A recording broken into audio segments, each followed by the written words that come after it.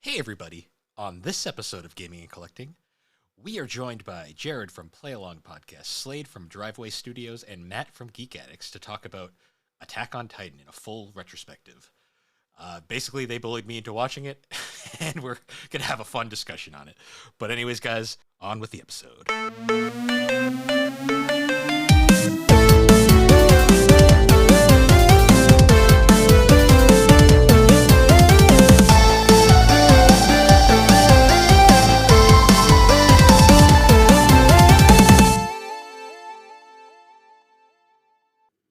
So, this is finally happening.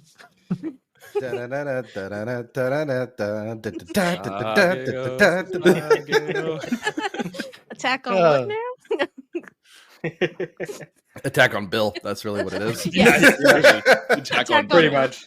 Many bullying. There's your episode title, Bill. Just Attack on Bill. Yeah. The collective Oh. bullshit. Yeah, that's just my new tagline now. So, hi everybody, welcome to Gaming and Collecting. This has been a long time coming. I think we had hyped this up all the way back in season 2 or no 3. I don't remember when. It was a while. Yeah. So I got bullied into watching Attack on Titan. Yes. As one should. time. As one should. And I thought it would be a perfect time to get the roundtable back together, minus Schnickerman. I'm not really sure if he's watched Attack on Titan or not, but I knew for this we needed to get the full gang back together. So we have, once again, fellow GNC co-host Matt from Geek Addicts. How you doing, Matt? Doing well. We got Slade. How you doing, Slade? I'm doing good. I'm excited to be here finally. Finally. And making his long-awaited return, we got Jared. How you doing, Jared? Doing good, man. Like Slade said, excited to be here and excited to talk about this. Finally. Yeah.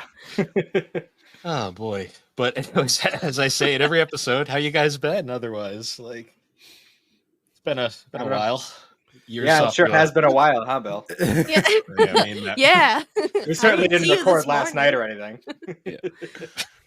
Yeah, no, it's been a minute. When was the last episode that I was on? I think I was on, were we drafting anime or doing our top I 10 or think- something? Top 10. I think it was Top the 10, round table. Yeah.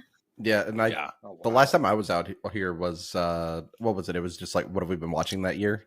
Yeah, the the end year-end of the year. Yeah. the year-end roundups that Yeah. we've made a tradition, I guess, now on this channel. That's That was a great episode, by the way. It was great to listen.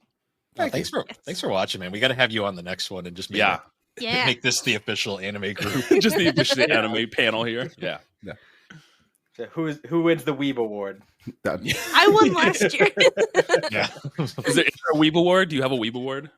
we do need to We're make gonna- one at this we're working point on that now. one. You should 3D print something and have an actual Weeb Award that you you send people. What would it even look like? It would be their bit Big emojis, middle like Alex finger. and Alex Giant. and those bit emojis, like on a little statue. The giant mason jar. You You know. know, just be the Crunchyroll girl with big sparkly eyes. Hey, Yeah. there you go. In a mason jar. Oh, not the mason jar, though. Have you seen the Doki Doki Literature Club Nendroid of Yuri that has the perfect face? Yeah. I haven't seen this. Okay, hold on. I looked this up. There's a Nendroid of Yuri from Doki Doki Literature Club. One of the faces her shocked, embarrassed face, and the first time it came out, someone immediately commented, "Perfect face for the jar." And I was just like, no. I've said no. before, where all my figures are in the very back, there's a mason jar. There's nothing in it, but it's for the joke. For the people who know, they get it. And I have a figure of Levi standing on top of it, the guard. Yes. Guard the jar. As he should. Safe. As he Yeah. should. Oh boy. So we've been planning this, but I don't even know where to begin. Oh, I know. It's there's a lot to cover. That's fine. It doesn't matter. Yeah. The story's a loop, so we can start Exactly. anywhere. Yeah, exactly. Pretty much. It's a bootstrap paradox. Yeah.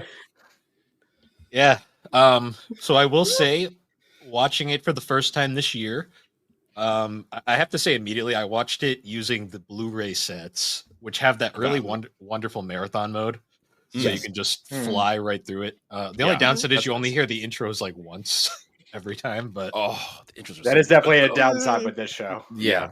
I was like, these have banger openings. Every season's like almost a 10 out of 10. They're all so Yeah. good. Yeah. Mhm. And then like Yeah. the different variations of essentially the same one, they just change like the animation and the action. Yeah. Mm, Yeah. So I will say for this challenge that I had put on myself, I watched season 1, 2, 3, all the OVAs, 4, and the junior high show as a palate cleanser. And I honestly that left me more confused in a lot of cases. I made him watch it because he needed to watch Yeah. the full spectrum of Attack on Titan. Yeah. Well, stay tuned because at some point in the future we will be covering the live action on our show. Oh, Oh. live action. Oh no, I'm the live sorry, action Bill. was- yeah, I mean, we've seen worse, that's probably. fair. No. It's not good. I'll That's just let you know debatable, now. but I'll let him know. But there's some very quotable lines in that. True. Yeah, so everyone knows my history with Attack on Titan. I guess we should go around and like, what's everyone else's history before we get into this? So I guess we'll go around the room. I guess Alex, Jared, Slade, Matt. That Sure. works. Yeah.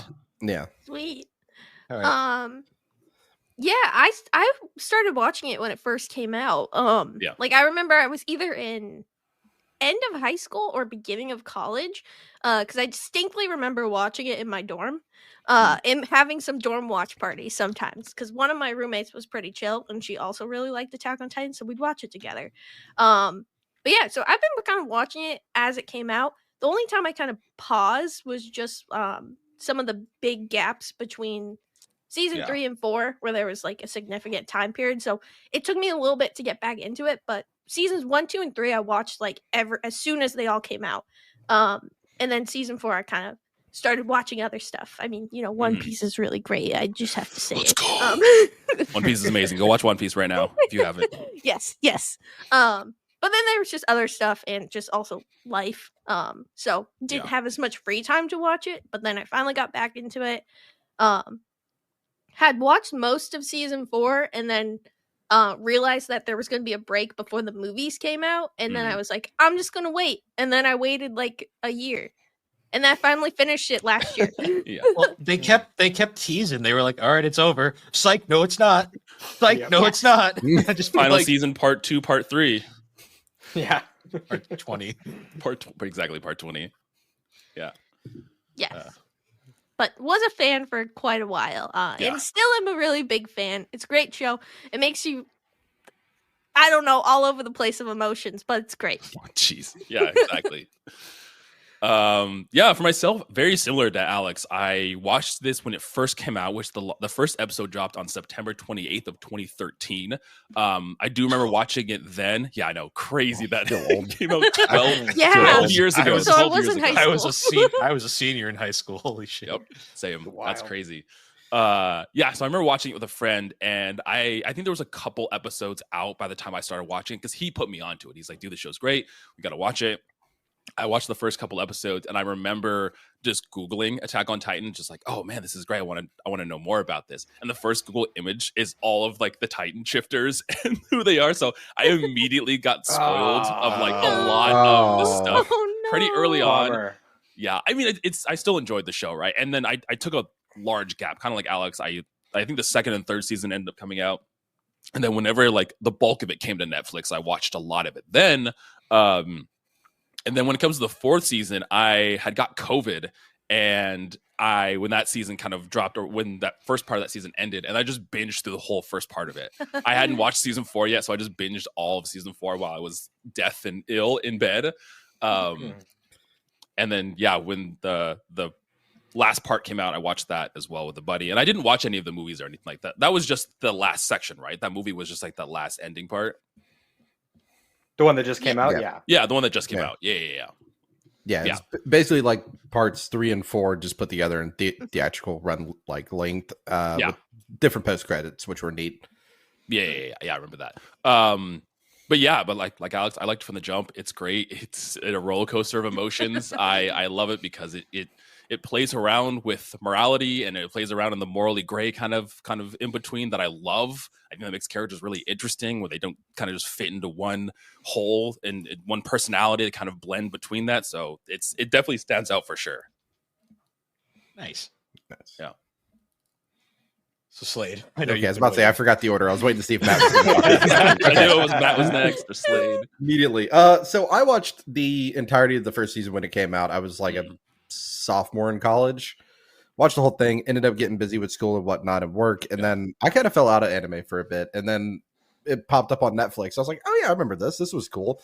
Started it over from the beginning, and then just binged straight through it, and then was weekly immediately after that with all the releases. In fact, we used to have Attack on Titan watch party nights here at my house. Ooh, when nice. episodes were coming out. So it was like every Sunday night, like 6 or 7 people would come over here and take over my living room, and we'd watch all the parts together, which was really good. Fun. And it was nice to be in a room with close friends and like watching the last episode and seeing people cry and everything. And it was just like, oh, it's such a good bonding moment. So good. to have.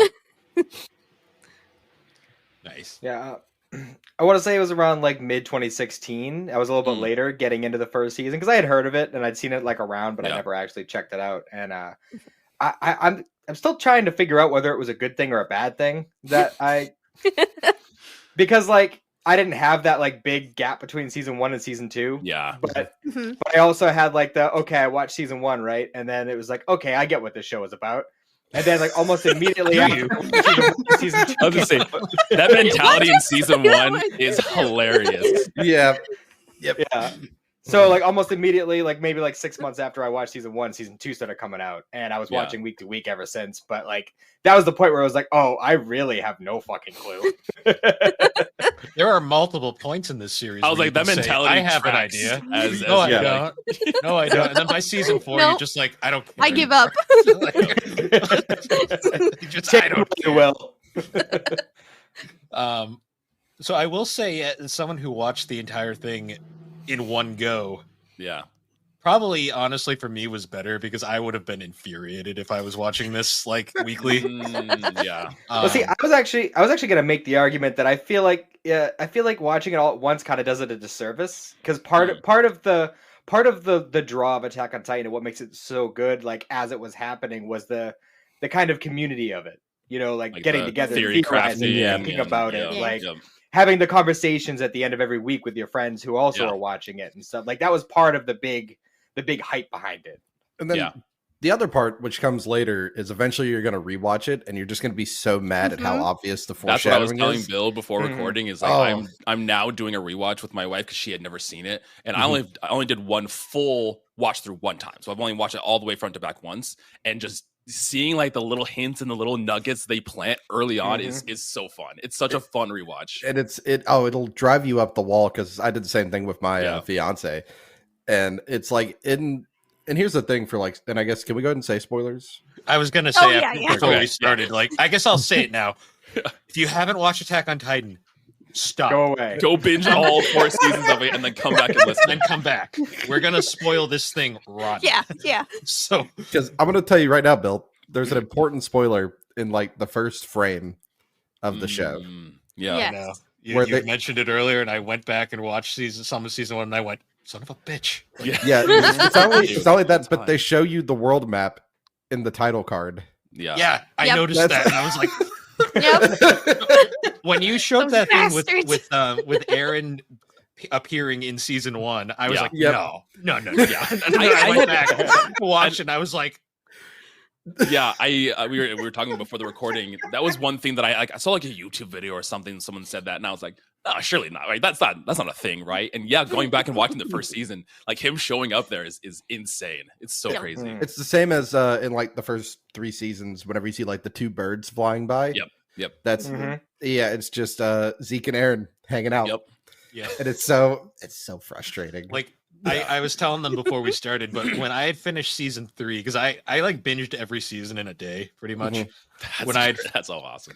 When I finished season 3, I remember posting it in our Discord, and I just remember the Slade's comment, you finished the good ending. And my thought was, excuse me, sir? Gosh, I can't imagine just absorbing all that information in a day. I think that was kind of the benefit of having the gaps, because like Matt was saying, the kind of theory crafting, I can kind of like sit with a lot of these things and think through it a little bit. If I had all that just dumped on me, I feel like I would spiral.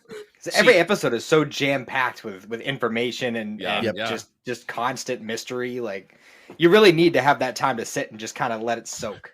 Well, what was fun about watching it in marathon mode is when certain things would happen, it would throw you off guard. Like there's this very specific moment in season 3 where I was watching marathon mode, and marathon mode usually skips the credits, and all of a sudden it's like, why are the credits playing here? And then all of a sudden the screen starts glitching out, and I'm like, what the fuck is going on?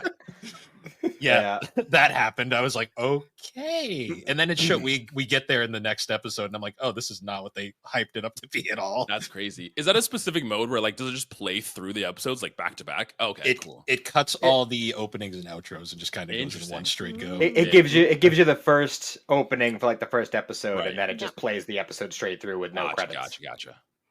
Well, what happened was like I was sitting there and I'm like, why are the credits playing? Like there's still a couple more episodes on this DVD or Blu-ray. And all of a sudden that started happening. And I was like, okay. Help, I'm scared. No. It's just like, oh, hi, Levi. What are you doing here? I like the idea. Bill was like, "Do I have a nightlight after seeing this? What are we doing?" When did I start playing Doki Doki Literature Club? What? Exactly. He'll just start talking to you. Hi, Bill. It's been a minute. Do you have your ODM gear? Do you have your ODM gear ready and prepared? Hope you got plenty of gas. I personally, I think I was a little infuriating for you guys to have to listen to my reactions to things. No, it was fun. It was fun. so fun watching all, like you react to everything as it was happening. It was so funny. If you look through me and Alex's texting like chains when I was watching this, there's a lot of comments from me being like, person went squish.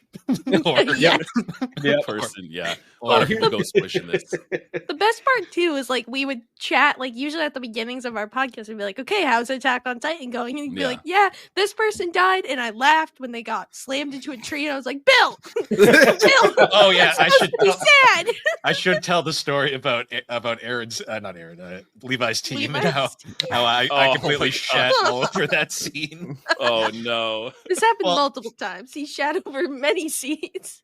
Well, because this show is such a roller coaster of emotions, I had a very hard time getting attached to most characters in this show. Yep. Interesting. Yeah. Well, because season 1 basically told me, oh, don't get attached to anybody because anyone could die at any moment. Yeah, that is a good mentality to have for sure. Yeah, that's a tremendous one to have. So honestly, that kind of did you a favor. Yeah, in the long run. Yeah, because I did get attached to characters, and that shit sucks. I will say, the one character I legitimately got endeared to. When she dies in season 4, it fucking broke me. Oh no! I was like, oh, of course, the one character I fucking liked, and they fucking the one comic relief character. The one character, like they could have killed fucking Krillin. Anybody, anyone in the other dude. Krillin. He looks like Krillin. He's bald. That's all my thoughts. Oh, Connie. His name does have like a CK sound, so I mean, I just Krillin, saw it. I was like, Connie. oh, it's Krillin. I was expecting him to die because I was like, oh, he's the Krillin of this series. I see. Nope. Oh, man. Poor Connie. Yeah. Did it hit extra hard when she comes back as a ghost to like comfort them? Yeah. I was like, But going to that scene with Levi's team. Now to go. The whole reason that was funny, I found that more amusing than I probably should have, was the fact that like they're just like beating down on Eren the entire time, and then I'm like, they're all gonna die in like a brutal fashion because I can already see where this is going. Yeah. And the reason I thought that the one girl in the team was funny was just because like she gets like impacted into a tree. Yeah. And then I'm like, ooh, that's gotta hurt. And then it just cuts to her face and her head is just like jacked up, and I'm just like, I saw it and literally in my head I just went, eh. Oh, I mean, I kind of get it, right? It was the hard cut. Like they just kind of show her for a split second. I was like, "Ooh, she did." Like dead. And like, let's be real. The way she got slammed to that tree, she should have been pulp. Absolutely. The reason that made it even funnier was then when they're trying to escape with the bodies, and they're like, "We have to throw the bodies. It's too heavy." The one that he throws off is her. It just cuts to her rolling down the hill, and I'm just like, why is this a comedy for me? Why is this making me laugh? This is Bill's psychopath test. Yep. And he failed. So, Sure did.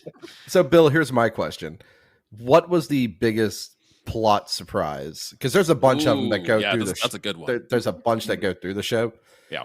Or favorite. Like, what was the one you enjoyed the most, too? Yeah, like plot twist or maybe surprise that you weren't ready for. So the first big surprise to me was, so I was spoiled to the fact that Aaron becomes a Titan very early on because I Sure. bought all the Blu-rays before I watched the show. And So, it, and of like- course, Yeah. Pretty much shows him as the Titan most of the Yeah. time on all of that. So it's like the cover of volume of the final season of the first Blu-ray set is literally him, that iconic image of him over the wall. yeah. Yeah. And I'm like, okay, well, that's not a surprise. I didn't realize how early in the series that actually happened. Oh, Yeah. Yeah. Happened immediately. And I was like, oh, okay. I'm like, and then I was like sitting there going like, oh, I get the Kaiju number 8 comparisons now. Yeah. I was like, okay. So that was the first major one. Then the reveal that other people could do that. Because I remember texting Yes. Alex, I was like, wait, so is just everyone a Titan in this series? And I was just like, Technically. no I was like, comment. Kind of. technically, yes. Yeah. I still think the biggest one for me though was so it then kind of started clicking with me. I'm like, oh, so the Colossal Titan and the Armored Titan, those must be people too. And I'm sitting here thinking the whole Yeah. time, who? The reveal That's that so funny. I'm terrible with the names. Who's the Armored Titan again? Reiner. Reiner. I was like, okay, that makes sense. When I saw Bertol was the Colossal Titan, my Yeah. literal reaction was, this guy? Really? Yeah. Well, that's what's fun about him too, because he's very like, I mean, he's kind of tall, but he's kind of like gangly a little bit. He's not like, he's not too big, but him being like the largest Titan essentially is kind of a cool twist. Yeah. I just forgot about him. I was like, because he was Yeah. so like forgettable in the background, and then he appears. I'm like him, really? This guy? That reveal is one of my favorites in the whole show too, because Oh, it's it's so so good. casual. Oh, yeah. It's so like if you weren't fully paying attention, you might have missed it. Yeah. Yeah. Well, Well, even I the characters love in the that. show do. Yeah. Yeah. Awesome. The Yeah, characters well- in the show also miss it. He's just like, what? Reiner just like casually brings up as they're walking across the wall. And Yeah, Mikasa has a double take. Yeah, he's like, excuse me, what? Well, like, because I did notice, like, on rewatch, like, you'd see Reiner and Bertol talking in the background constantly, and I'd be like, Yes. just be pointing, like, I'd be like, right there. Yeah. Yep. I feel like that happens a lot though. Like when things are Mhm. revealed and you're just like, oh, why didn't I think about that? Because like Annie, when she was revealed as the like, Yeah. it all makes sense. But Oh, like at the my time, you're favorite- like, oh my- wait, what? My favorite text to Alex was when it finally clicked with me, and I just texted Alex. I'm like, is this blonde bitch the female Titan? Is this blonde girl the blonde Titan that looks like Annie? Is it? Is that her? and And when I it feel like I happens, should you're have like, realized no. this. it's so obvious when you do figure it out, but like you don't connect the dots. Yeah. There was that one. What was the other big reveal that like I was like, what? Oh yeah. The biggest moment where I felt like the biggest asshole was when Marco died the first time. I did not give a shit in the slightest. No. I was like, whatever. Oh no. And then once I found out how he died, I was like, I feel like shit. Well, Like, I feel yeah. like that's not as like non-valid because like Yeah. I feel like you end up feeling a lot more bad when you see like how it went down. Right. Because like in the beginning, like everyone was kind of dying left and right, so you're just like, oh, Yeah. another person's fucking dead, great. But like once you actually saw, you're like, oh, well, that's fucked. Damn. Yeah. Well, in a lot of ways, I feel like Marco was a character who was specifically there for other Yeah. characters to It's more develop. like, representative Yes. than anything Without else. without Marco, we don't get Jean's character arc. We don't get Yeah. Reiner's psychic break. You know? Yeah. Yeah. Yeah, he was a character that was put in there to build off of other characters, to have character progression happen, like you said, with Reiner and kind of how his insanity started at that point and how he kind of slowly was questioning, like, what am I doing? Like, these people are now like my friends and I'm kind of going against them and they're not these crazy people that I was told they were for so long and everything. So, yeah, Mhm. Marco makes sense when you first saw Marco that you're like, I don't care about this guy, but it's cool that he has such an impact on other characters like his Yeah. death does. Well, my I have like a reasoning weird was- correlation between Marco and Maze Hughes from Hello. Full Metal Alchemist. Like they kind of Oh, have a yeah. similar Okay. effect on the story. Yeah. Well, I was gonna say like the reason, like the Marco thing to me, the reason why I was so just uncaring at the time was they had made that whole big deal about they first finally all get their like gear and they're like in the corpse and they have this whole big thing about like this is our team, we're so cool, and then they all fucking die immediately, and I'm like, Just back to back. including Aaron, which I was like, Yep. I was like, okay, Yeah. So who's the main character again? and I was like, all right, so just that was when it kind of triggered with me. I was like, okay, no, don't get attached to anybody in this series. Nope. You can't do it. You can't Yeah. do it. It was funny is when you mentioned that, it actually reminded me that the first episode I saw was actually the world the girl saw the episode where you get Mikas's Mm. backstory. Oh, I think I was Oh, watching it on interesting. like a stream. It was like a Adult Swim stream or something. It just Mhm. happened to be Yeah. on, and that was the first episode I saw, and I was really confused. Yeah, I mean, jumping in at that point, that feels like you'd be like, "What is happening in this, You know, show?" Yes. Yeah, and like the worst part about you seeing that first is that that's when they associate her with the praying mantis, like right there and then. Oh yeah, Mm. Yep, and it's like, fuck you, Attack on Titan. I don't want to. Yep. You gave me all So- the answers, and just I too dumb. To I put was it too together. dumb to see it. Yeah. No. So for a little levity, what was everybody's favorite? Like out of all like the generic Titans, like they all had those very specific goofy designs. Which one was your favorite? Oh my gosh. Oh, I can tell you which. It's maybe not of the main Titans, but of the abnormal Titans. Yeah. There's one that is designed after Bob Odenkirk. Yeah. And once you see that, you just can't really unsee it, and it makes me just giggle. I love the one that like he's got like his hands like this and he's just running around like this all the Oh, time. his arms like his arms in. Yeah. Yeah. I love the short guy, the big head. He has like big like fish Yes. eyes. That one's Yep. great. I love him. He ate the guy that smells real good. Yep. Yep. Yep. And then there's the ones that just have their hands flailing all the time running around. Yep. The pointy one. Yeah. Oh, pointy Oh, yeah, one. I the love. pointy one. Why are they Oh yeah, another reveal. The reveal that the fucking Titan that ate Aaron's mom was his dad's first Yeah, wife. I was like, First Yes. wife. Yeah. Yep. and then you find Even out as a Aaron's the one Titan, that I'll sent her. find you. Yeah, but then you find out Yeah. Aaron's the one that sent her there. Jesus. The Yeah, other thing that's- that hits even more is if you go back and watch that in season 1, you know, she says that her legs are crushed, but you can see her kicking and fighting against the Titan. Yeah, that she specifically Yeah. just said that so they wouldn't try to save her or anything Yeah. like that. Yeah. And Mhm. Hannes could have gotten her out. I don't care. He could have. That was another death that hit me was when he died. Oh, That was Yeah. yeah. That was like, funny. He's one of the few guys that like you actually like got kind of endeared to, and then he just dies, Yeah. and it's like oh, Yeah. okay, Mhm. we're not allowed to have any happiness in this show. No, not at all. That's one No. thing you should know right away. You cannot be happy. Even the ending, you're No. just like, well, Well, yeah, no, yeah, the yeah, only time that's happy is that, again, the end of season 3 when they finally hit the ocean. yeah. And you just That's- say, that was good. Credits. I'm done. Then you're like, I'm done. Yep. Roll credits. End of the story. They did it. I don't want to know anymore. That's You it. just do like with the sitcom thing where it shows every character and where they are now, and that's all you do. Then you're And done they're all with it and dead. move on. It's just the camera panning through a graveyard. Like, Oh no. Oh, no. I will say the biggest shock for me, like one moment that like this, the moment where I was like, "What show?" My reaction where I was like, "What even is this show?" Moment was when it's like we're suddenly in Nazi Germany, and I'm like, "Where are we?" Like, what, Yeah. what did I? Oh, yeah. It was like it was the Scott the Woz joke where it's like, did I miss a page? Like, I think everybody had that initial reaction to the Yeah. beginning of season 4, Yep. where you're just like, "Who the fuck are these people? Where did the Yeah. guns Yeah. come from?"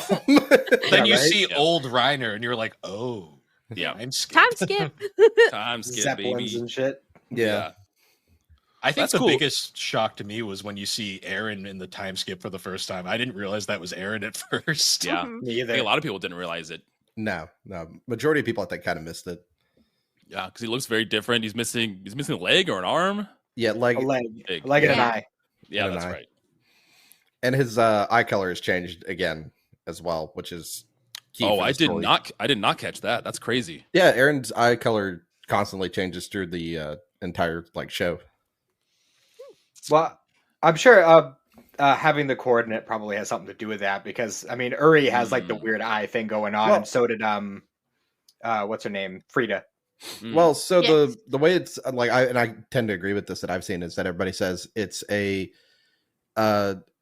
story about how was it? It's a story actually about Mikasa, and it's being retold by Armin. And as Armin's getting older, he's forgetting what Aaron looked like in his eye color, and that's Yeah. why there's the constant change. Interesting. That's kind of cool. Mm. Yeah. Hmm. Well, no, it's a story about Aaron told from Mikasa's perspective, retold by Yeah. Armin, Mm. since he outlived. Gotcha. Yeah. Interesting. And it's just as he's forgetting like little details about it that comes The- in the that's Yep. kind of cool. Hopefully that was the intention. They just didn't like forget to color his eyes. Like what was it? What was he in season 1 again? Was it brown? I don't remember. They go from like green to like this really it's still pretty, but it's like this gray color at like Yeah. the final scene. It also could like be reflective on his personality, where he starts off very bright-eyed and very hopeful, and as he goes through the show, you see that light slowly dwindle from him until the very end, where it's just the state that he's in at the end of that show. That was a shocking revelation, though, when like I realized that like you think the entire world is this like hellhole, but then you find out no, it's just this one island. And I was just like, oh, I don't know how to feel about that.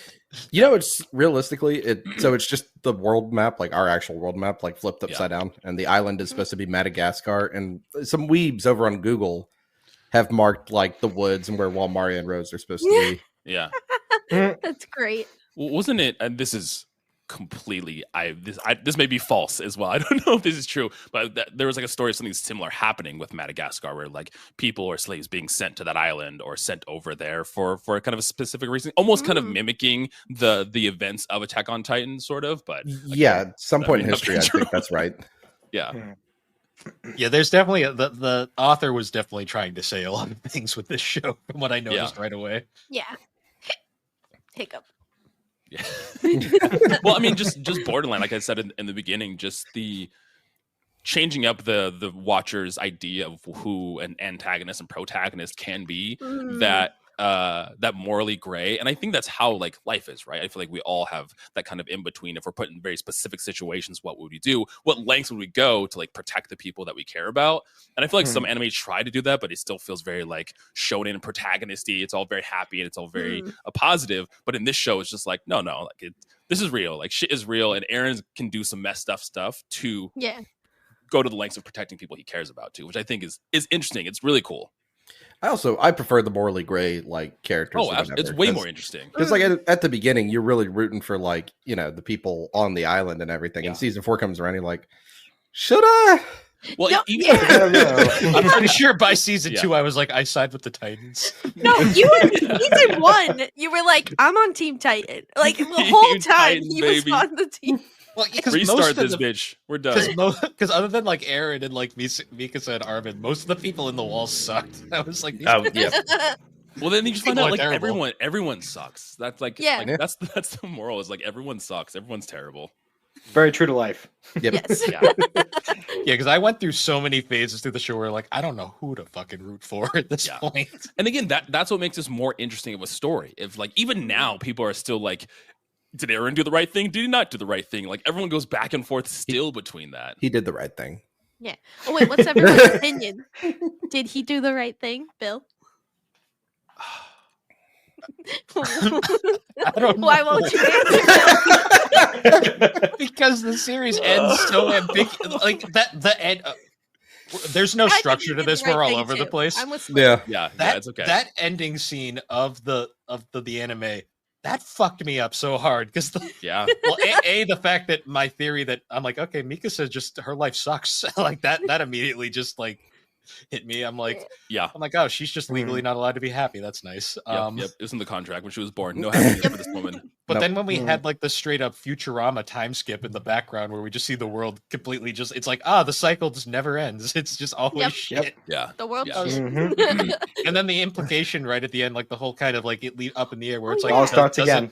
Does it start again? Like, yes, what are your thoughts on that, everyone? It does start again because when they're fighting on Eren's back, when he's in the like doing the rumbling and everything, and he's in the full Attack Titan form, you can see that boy and the dog Titan on his back. Oh, interesting. I did not know that. I mean that was my interpret. Like at the end, I was like, oh, it's just gonna repeat, and we're gonna have Attack on Titan 2. Yeah, well, no, Electric Boogaloo.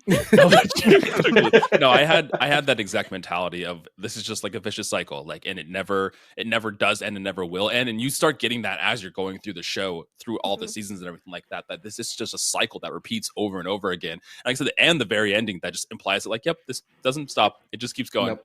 And then even Eren says it while he's talking to Armin while they're just like walking and exploring the world, where he's like, every time I've gone through this, it ends up the same, which also implies that it's a perpetual loop forever. Yeah. I mean, Eren having the ability to not only essentially see the past, but see the future as well. He knows that like this is something that just continues to happen. Like this is just a cycle that will perpetuate forever. Yeah. I will say the one. So out of all the OVAs, like I thought the OVAs were pretty interesting. Mhm. The one that fucked me up the most was the one, like the Mikasa one, where it's like, it's so she has this alternate reality where things go perfectly, like everything goes much better. And I'm like, and she still ends up fucking miserable. I was like, God fucking damn it. Even in her happy Yeah. ending, she can't be happy. No. Nope. It's like, this poor girl. The only like fun and like happy episode is an OVA, and it's the cooking contest. Mhm. Yep. Oh, yeah. Yeah, it's like the one slice of life episode, and it's really Yeah. off-putting kind of for Attack on Titan, but it's also a bit fun to see as well. Well, that's what kind of made this show different from a lot of shows that I've watched. It's like there's this like just action or exposition all the way through. There's like no downtime really that these characters really ever get, which is another like sense. Like I feel like if I watch this all at once, if like these characters just would never get a break because I got a break in between not watching it. I was like, oh yeah, they took a year off too. They took like 2 years off as well. Or if you do it back to back, you're like, man, these guys just like they don't catch a break. It is just back to back. And even when it is like an exposition heavy episode, Bill, because the way you watched it, you didn't get to experience this. There's an episode in season 4, part 2, where it's like everybody, it's the Marlians and like the I'm lost for words. It's like Hanji, Levi, and all them. They're having like a conversation in the woods, and they're trying to sort this out. And the episode skips the intro, and then suddenly the credits roll, and they're still like exposing the plan. Yeah. And I remember being in the house here watching it, and we're all like, "What? That was it?" Yeah, I think marathon mode actually took that into account because I remember I being like, "What?" Oh, interesting. Yeah. I will say like some of the reveals too, like because like there would be a lot of points where like it would like lead you on to making one conclusion, and then it would just completely throw you a loop later when it explained it. Absolutely. Like who's the girl that becomes the Jaw Titan in the middle? I forget her name. Ymir. Ymir. Ymir's backstory, like that was like what? Because like it shows her get thrown off the wall, which we don't know what the context of that wall is at the time. Yeah. Nope. And I'm like, so she fell off a wall, just became a Titan overnight, I guess, and then suddenly she's a shifter. Okay, I was like, that makes sense. How? Oh, go ahead. And I was just gonna, and then you find out later what exactly actually happened there and how she actually completely derails the 3 infiltrators plot by complete accident. Yeah. So my question to you was going to be, how'd you feel? It was in season 3 when they reveal Marley for the first time, and you get to really see like Aaron's dad, and the owl and everything. What was your thoughts on that? It was a lot of mood whiplash because I was like, wait a minute. So I was like, I'm like, my brain's trying to put I'm like, at first I was like, is this a flash forward or a flash back? I was like, it was like a processing kind of thing. And then I was like, a lot of like World War II, like elements coming in. I'm just like, okay. I'm like, I'm interested. Where are we going here? And then the second I realized that was Aaron's dad, I was like, oh, yeah, I see now. Yeah. Well, we're made to believe that the world is big. I mean, even coming from the first season and talking about the walls, Aaron talks about like wanting to go see the rest of the world. Like you have the implication that the world is bigger, but even that area in season 1 still feels pretty large. So when you get that aspect and you get to peek behind the curtains of like, oh, this is how the rest of the world lives. Like this is just the Titans and everyone here. Like this is their life kind of sucks. And this is how everyone else gets to live. And it's interesting to see kind of like those two side by side. I want to know for anybody else if this was as frustrating for y'all as it was for me, that we could figure out ODM gear. So, you can zip across trees and everything, but not the internal combustion engine when you see everybody else has trains and cars and whatnot going on. That drove me up the wall when I saw that. Well, that was a part of the oppression of life inside the walls, is the government was specifically putting a halt to all the progression of technology. That's why, like, once they overthrew the government and they found all this stuff, that's when they made the Thunder Spears, because they said, all this technology exists. People thought of this. They were just pushing us down and not letting us continue. Yeah, because you get a glimpse of that too in like, what is it, season 1, where Armin's parents were like trying to get out on a hot air balloon. Well, actually, I was another like big reveal too. Like I always remember like middle of season 2, I want to say, the reveal of the talking the Beast Titan. Oh, and I was just like, I was like, I texted Alex, I'm like, Titans can talk? Question mark. And she was like, "Oh, you found him." Oh yes. And then the reveal once Zeke first makes his appearance, and my brain was like already kind of putting process together. I was thinking like, was that Aaron's dad? And then I was like, no, he wasn't blonde. But then it hits me later. I'm like, oh, that's why they look similar. Yeah. That was gonna be my question. Was did you also think it was Aaron's dad? Because I think the whole internet. I think everybody did. I also thought that too. I didn't. But there was so much.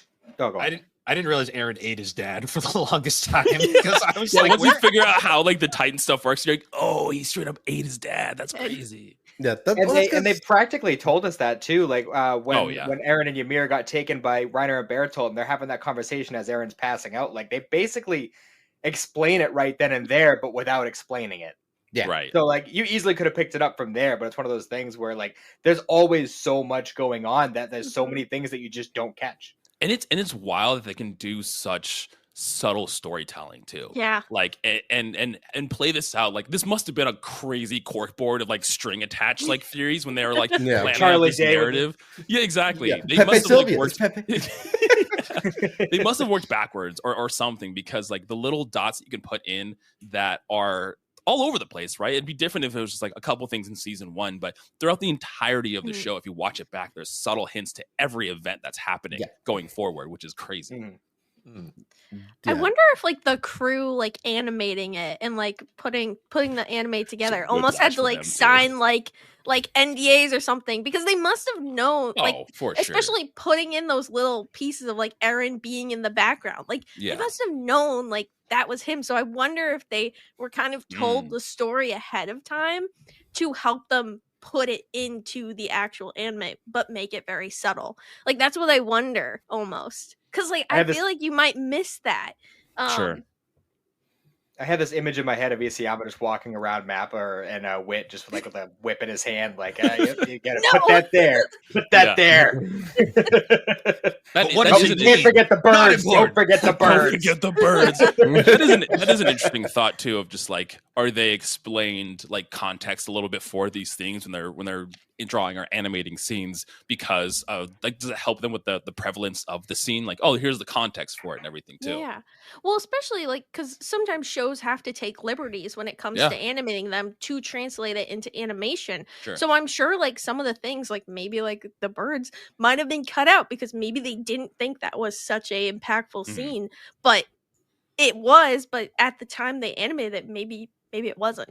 The animators are also going through this like roller coaster of emotions. Oh, they're like, what is happening, as they're like animating it themselves. I just have this like strange thought of like they're animating season 1 episodes and they're like, this guy looks a lot like Aaron, and then you just see the guy in the back being like, in the background. He's like, he knows too much. Take him out. I was posting a photo, but there is stuff they omitted. Like this is in the manga, right? Ooh. And yeah, this is in the manga. If you look at the red circle, there's 2 figures back there in the background. And in the animation, they're not there. They're missed. Okay. Oh. Yeah. That's interesting. Yeah, there's 2 figures on the street. So that's when the whip came out, after that Computer scene. enhanced. I They're like, you fucked up. Nope. So was anyone that here was important. Was anyone here reading the manga around the same time it was coming out, or? Yes. No, I was not, but I started reading it at the end of season 3 because I was just like, I have to know. I can't. Yeah. Okay. I did the same, but my wife would have divorced me if I read ahead, so I stopped when the anime stopped. I've never read the manga. Yeah. I read it consistently. It was actually one of the first mangas I really read, but I read it online legally. Of course. That's I read it, and I read it basically all the way up until the final chapter, and then I was like, oh, I don't know if I want to know what the ending is, because at that point I was like, I kind of wanted to see it happen, so I never read the last chapter. I just never read it, so I should really go back and read it at some point. But yeah. I still can't believe Shonen Jump famously passed on Attack on Titan. Yeah, crazy. I mean, hindsight, obviously, you're like, that's a fucking ridiculous like pass. Like, what a miss. But I mean, how would they know? I couldn't picture the pitch for this, right? And you know, you're like pitching it to the board, and they're like, "So it's about humans versus Titans," and I was like, "Yeah, kind of, yeah, sure." Just wait. Can you elaborate? No, I can't. But It's like when It's like when Robert Kirkman pitched The Walking Dead, and he told them that there was aliens at one point, and then after he gets like 12 issues, and he's like, "There's no aliens." I was gonna say, I actually, one of my volumes of Attack on Titan is signed by the English voice actor for Captain Erwin. Oh, nice. And Patrick Sades. Yeah, he didn't like the page I got him to sign though, because it's the last time you see Captain Erwin, and it's him in ghost form. Yeah. Yeah. Well, that's the thing too. Is, it wasn't him. Yeah, as I watch most of my anime subbed, but this is one of them that has like a very good dub. Like the dub in this, and there's some scenes too, like that scene with Armin or Erwin and everything, where they're charging the Titans and the rocks are being thrown at them. Like that is such like that speech that he does. The dub is so good. Like the dub is great in this, especially when he gets like picked up and his arms getting bitten off and. He's just yelling, "I said advance, god damn it!" Yeah, that was the scene where I was like, "This is the fucking I would ride into hell." With this. Yes. You're like, "Where's my horse? I'll go right now. I'll fight for real."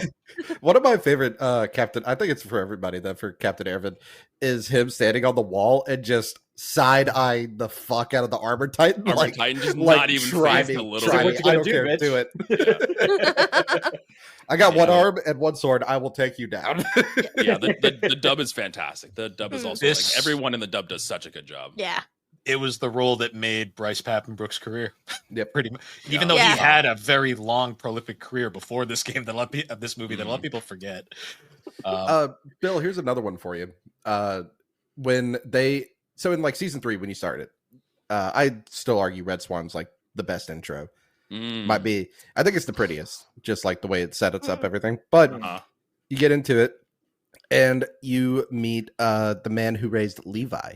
Yes, for the first time, and it's a shootout going on. Yeah, were you ready for ODM gear with guns? Because I was absolutely not. I wasn't either. Yeah. I was kind of all there for it. Good old Kenny the Ripper. Learning about the Ackermans and then realizing really like what was you guys' reaction when you realized that Levi and Misaka were related? I kind of like the whole time I kind of thought it. Yeah. Because, technically everybody's supposed to be European or whatever. Because, I know it's anime, so pretty much everybody kind of looks identical minus haircuts. Sure. But those two are given very prolific Asian features. And then Mika says, even though I don't believe Levi specific. is Asian. I saw that video of someone breaking down like the races of the characters. That's funny.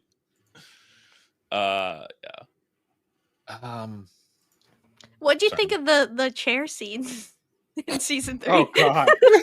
Oh god! My jaw hit the floor. Sama is too scared to show Eren and Mikasa kissing, but he'll draw that. Right, exactly. I was like, this isn't shonen. I just remember it flying out the window and being like, "Oh, me!" Dead.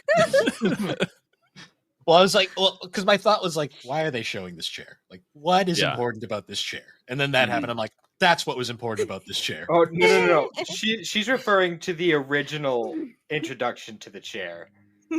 Well, after they did the coup. Yeah. I remember seeing that scene and just be like, what the fuck am I watching?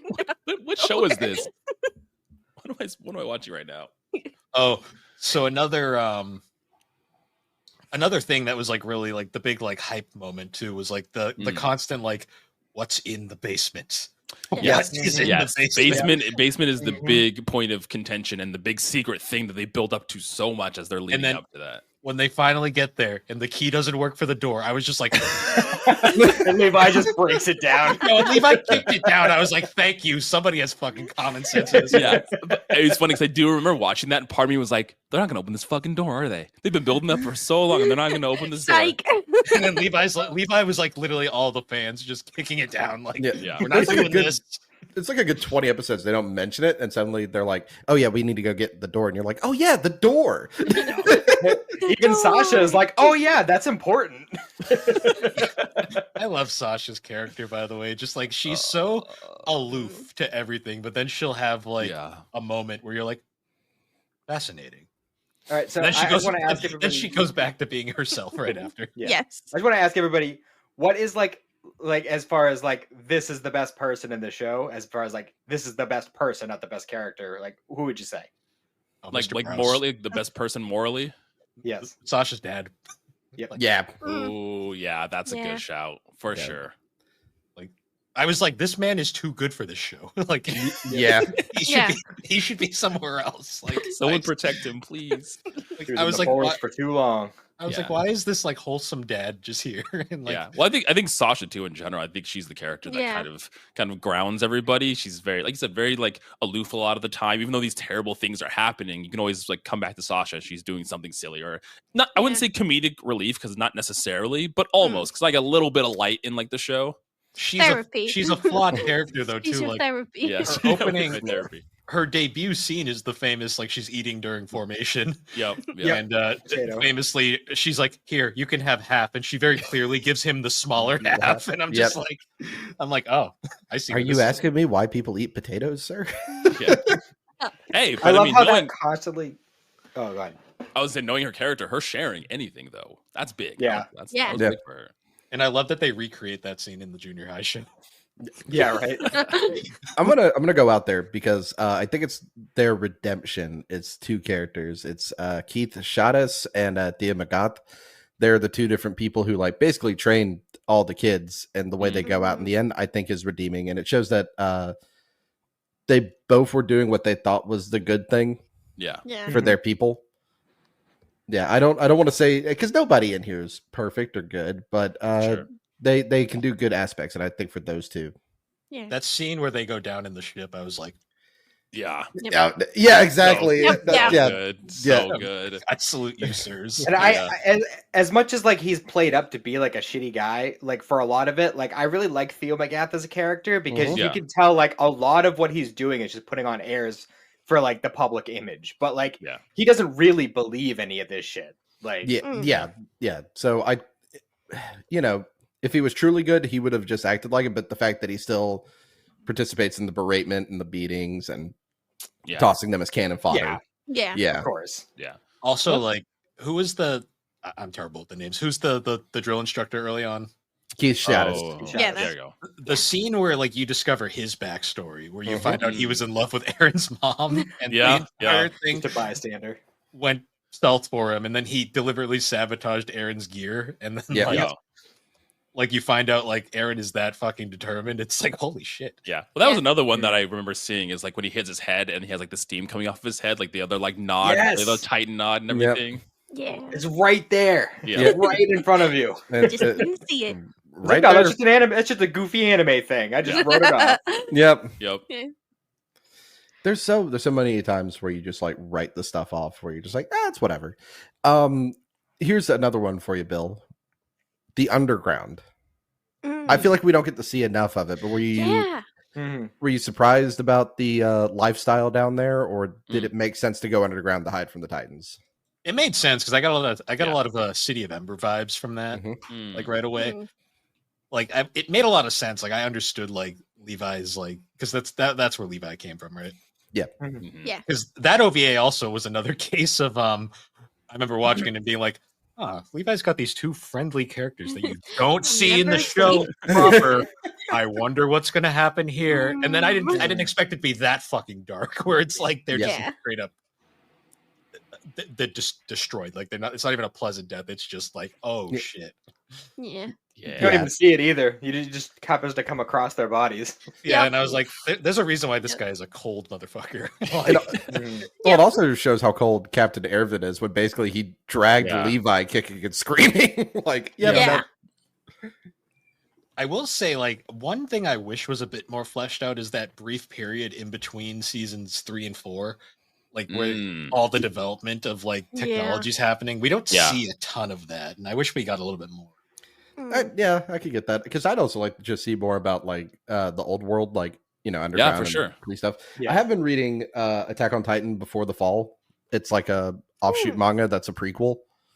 Oh, interesting. Yeah, it's not animated or anything, but I've got like the first 5 volumes. I'm on the second one at the moment. It's been interesting to read about like royalty and whatnot, and Interesting.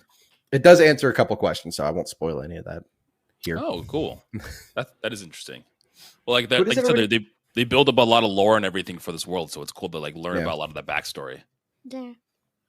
Who does everybody think is the most tragic character? Oh, everybody. Where do we start? Oh, Where do we man. start? About- Here, I got the wiki up with everybody's names, so I'm just going to Yeah. read in alphabetical order. No one's safe. You I know mean, what? Like we're saying, Mikasa just like Yeah. every time it feels like something good's going for her, which doesn't happen very often. It just gets shut down, and it just feels like at every turn she's just trying her best, and it just like to no avail. I know a lot of people And, probably want to say Sasha as well, just because of the way she gets taken out at the very end. Yeah, I mean, everybody. Like, I'm scrolling through the list of characters, and I can think of good reasons why every is single tragic. one Oh, of them. yeah. Yeah. I really I feel don't like think there's a- anyone has a good time in the show. Like, I don't know if he's really. necessarily the top, but I feel like there's a big argument to be made for Krisha Yeah. Okay. Mm, because he went through some shit.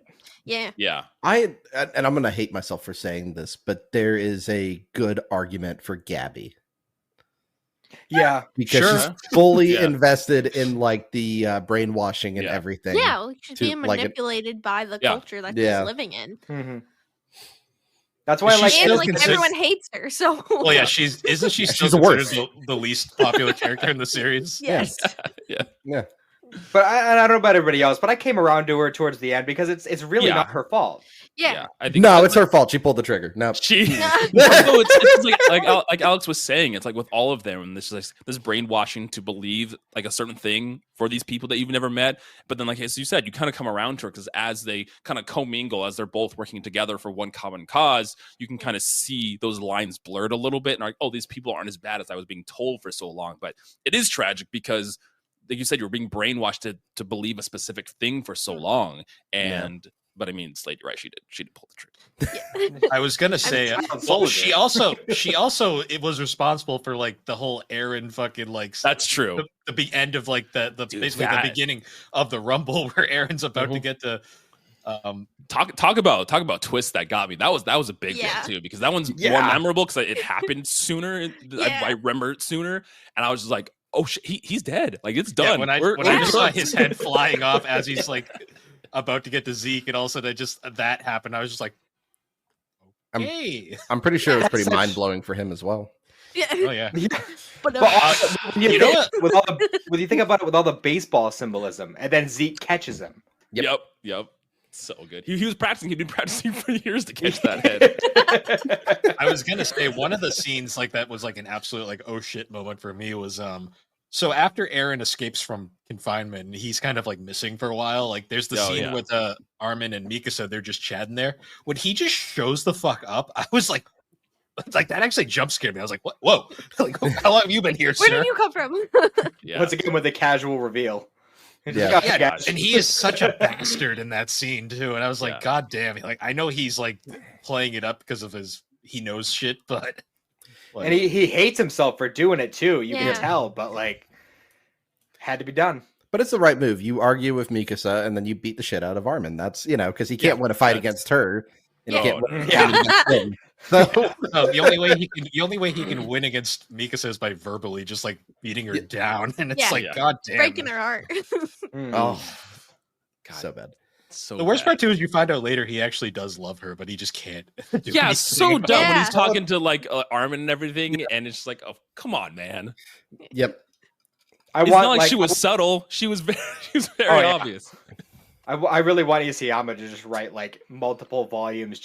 I just want to know the conversations he's had with everybody else. Yep. I would yeah, love that. Yeah, that'd be That cool to have was- him go and Like, what did he say to like, Annie? Like that's what I Yeah. want to know. Like what the hell? Yeah. That, I will say that was conversation one of they the had. most. That was one of the most satisfying moments when Armin just fucking like slaps the fuck out of Aaron. Yeah. I was like, thank you, finally, somebody. So did anybody else here think that Historia's kid was Aaron's? Wasn't that a fan theory for a Ooh. while? Yeah, that was a fan Oh. theory for a long time. Because I I was didn't really like consider all the that. way to the end. I was so convinced that was Aaron's kid, especially because they like Oh. started forming a bond like towards the mid-season Oh, 3 yeah. point. Mm, So it was like they were really Yeah. kind of like setting it up for that, and then it didn't go anywhere. No, Mm. but you did make me think of something because they showed the Attack Titans final form in season 3 when Historia Nathan puts explosion. no when no when Historia puts the necklace on Eren. Yeah, when Eren kisses the necklace. Yeah, because it is the Attack Titans like final form. Like Yeah. they showed it to you then. Like when she's holding it, you can kind of see the same like arch Yeah. that is when they show the shot of the final form of the Attack Titan. It's wild. God, the show is good. Yeah. I was gonna say though, I did think that final fight with the true final form of Eren, like that was very anticlimactic. I was like, okay, I guess. You don't like long hair I thought it skelly was boy? sick. Yeah. Well, All no, the it was old just like he gets into that giant colossal form, and like Armin just like walks Yeah. up to him and then just throws Mikas in, and she just cuts the thing. I'm like, oh, Okay, yeah, that's fair. That's fair. I was like, Well, that Eren was was- very anticlimactic. I mean, Eren was granted- really just a conduit. Like they were really fighting Ymir. Yeah. Yeah. true. Sure. And it's so True. funny that over all of this, you know, he just wants to be free, but he is the slave to freedom Yeah. the entire time. Yeah. Did any of you guys get a chuckle when Zeke popped out of the skeleton and was like, "Yo, Levi, I'm over here, buddy," and then just immediately gets killed? And I was like, "Yep, saw that coming." Oh, it was so Yeah. it was funny and then so satisfying for Levi Yeah. to just like beat the shit out of him. It was so, Kept it was his great. promise. Give me Yep. 1 second. I'll be right back. You're No good. worries. Yeah. I was gonna say though, like one of the moments that like drove me up a wall, just because this was like Levi's biggest blunder in the entire series, is when he puts the rocket sphere in Zeke, and he's like, "Yeah, he has a spear in there. It's like that'll blow you up if you move." And I'm just like, "This guy's unstable, Levi. He's gonna move." Yeah. Yeah. Like, Yeah. I'm like, "What are you doing?" And then he blows up, and I'm like, "You moron! Like this, Yeah. you Yeah. deserve this." Like, Did you think he died there? Yeah. maybe I was I didn't worried. think- I Yeah. was worried, but he would have had to have a much more like ceremonial end. Sure. Like, there's no yeah. way. That those are my thoughts too, where I was like, not like this. They're not taking our boy out like this, Yeah. right? Like, Armin he's- though, Armin, I was convinced that boy was dead. Yeah. Me too. Yeah. Oh, for sure. Well, they had like a whole big like he had his speech and everything, and he's like, "I'm gonna sacrifice myself for you guys," and I was like, "Oh yeah, he's charred. Like he's done." Yep. Oh, Crispy boy. another comment. Me and Alex text chain and me being like, "Oh, I think Armin died," and I just went, "Armin's crispy now." And I'm just like, Well, Right. even like when they're deciding on who to give the powers to, essentially, I assumed it would have been like Erwin. I like that makes in my mind at that moment that made the most sense. and then the corpse so- coughs, and then Yeah. you go, "Oh no!" Yep. Oh. It's like the most. It's just like a little. I'm like, He's like, "Oh no!" I'm still here. That's worse, Really man. makes That's you wonder though, like what form would this series have taken if they had Yeah. used it on Irvin? Mm. Like, Yeah. how would things be different? I don't know, to be honest. Like Yeah. I always think because like Armin was like famously the tactician, and he would like really Sure. was ahead on everything. Well, so was Irvin. yeah. Irvin was, but they had very different ideologies, and that's why I'm Exactly. always wondering. I think Armin probably because he's younger, I'm not sure, but he's obviously more open to a lot of this too. So maybe he would Yeah. have like when presented the idea and the plans and everything would have been more open to a lot of different possibilities. Where Irvin, very one track mind, very us against Titans. Where if it was like the decision again to go after Eren or not or save him or anything like that, Armin's a little more level headed with that. Yeah. But at the same time, like once Ervin as a symbol was gone, who was the Yeah. one who stepped up and took the dedicate your heart? Fucking Flock. Ugh. Speaking of characters that I fucking Yeah. couldn't stand, like, That's why, like, That's why, like, a lot of true. people say, "Oh, Gabby's the worst." No, Flock is the worst character. That's Flock is fair. the biggest Yeah. piece of shit. so I'll put it this. But you kind of have to respect his like dedication. Yeah. Like, he The- died for what he believed in. So like, I respect that part of it. But like, no, he is just a total piece of shit. All the Oh way no, through. no, yeah, that guy sucks. The way I'll say it is like Gabby is the most irritating character. Flock is the most dislikable though. Like everything Yeah. about that guy, I was just like, ugh. Like especially because he shows up wicked late in the series, Yep. and then he's just here now, and Yep. he Yeah. immediately He's a is big like, presence. Yeah. yeah, and he's immediately just like being this big, like like everything about him. You're like, I just don't like this guy. Like, where Yeah. is this going? And like pretty much overnight, he goes from like the biggest like wuss in the show to I'm just a Nazi general now. Yeah. Oh, absolutely. Yeah. I will say though that entire scene, the scene where they're trying to choose who to give the Titan formula to, The thing about that scene that makes it unintentionally funny is the fact that Bertolt's just chilling there fucking as a corpse Yep. the entire. Yeah. Yeah. It's like this is wonderful. He's And just, Armin's just chilling Titan there. form. Armin's weird baby Titan form. Oh yeah. Oh, yeah, it starts coming towards him. Yeah. He's like, Starts going towards him. I will admit though, that scene was super satisfying because I was like, Yeah. yes, get rid of this guy who didn't know. Yeah. the This is entire for series. Marco, asshole. Yeah, this is for Marco. yeah. This is for Marco. Revenge. Yeah. So, what was your guys' thoughts when we got the reveal that there's Titans in the wall? Ooh, that was a big one. That was such a fun reveal because again, Yeah. it continuously building on this lore, and the whole idea is these walls are supposed to protect them from Titans, but the idea that the Titans were there the entire time is so cool. Yeah. And then the reveal that the cult of the walls are actually important and know shit Yes. that everybody else doesn't. Like, Yep. Yeah, I thought those guys were just like a one-off kind of like gag thing, and then Yeah. it was Yeah. like, When you guys first saw the Titans in the wall, were you expecting that it was going to turn into like the rumbling? Like, did you have any inclinations of the purpose of them being in the walls besides them just being there to protect the people in there? Yeah, I didn't. I don't know what I thought. I mean, Yeah. and I think I don't think anybody really had a full idea of the Yeah. scope of just how fucking many of them there were. Yeah. Yeah, and like in my mind, I didn't have like the rumbling, obviously that Mhm. in mind. I didn't even think they were like there to protect. I thought they were there to keep the people on the Mm. island in check, essentially. Like they were I felt that they were intentionally put there, but they Yeah. were there to keep everybody in check. If anything did happen, then these would essentially keep all these people on the island. That was kind of like my theory when I first saw the Titans in the wall. That, and you keep questioning so much of how much does the church actually know, Yeah. Yeah, because they're doing everything to that guy, like ripping his fingernails out, and Mhm. he will not talk. Yep. I always remember too because they kind of play with your expectations with that in a bit. Because later on, when they're trying to take back the original wall, Mhm. there's a scene where like they're like looking into the wall, and I'm like, oh no, are they going to see another Titan? And there was a Titan, it was just Raynor instead. But I was like, it was I was a like- different Titan. I was like, oh, that was not what I was expecting. But that was a good twist. Yeah. The sword.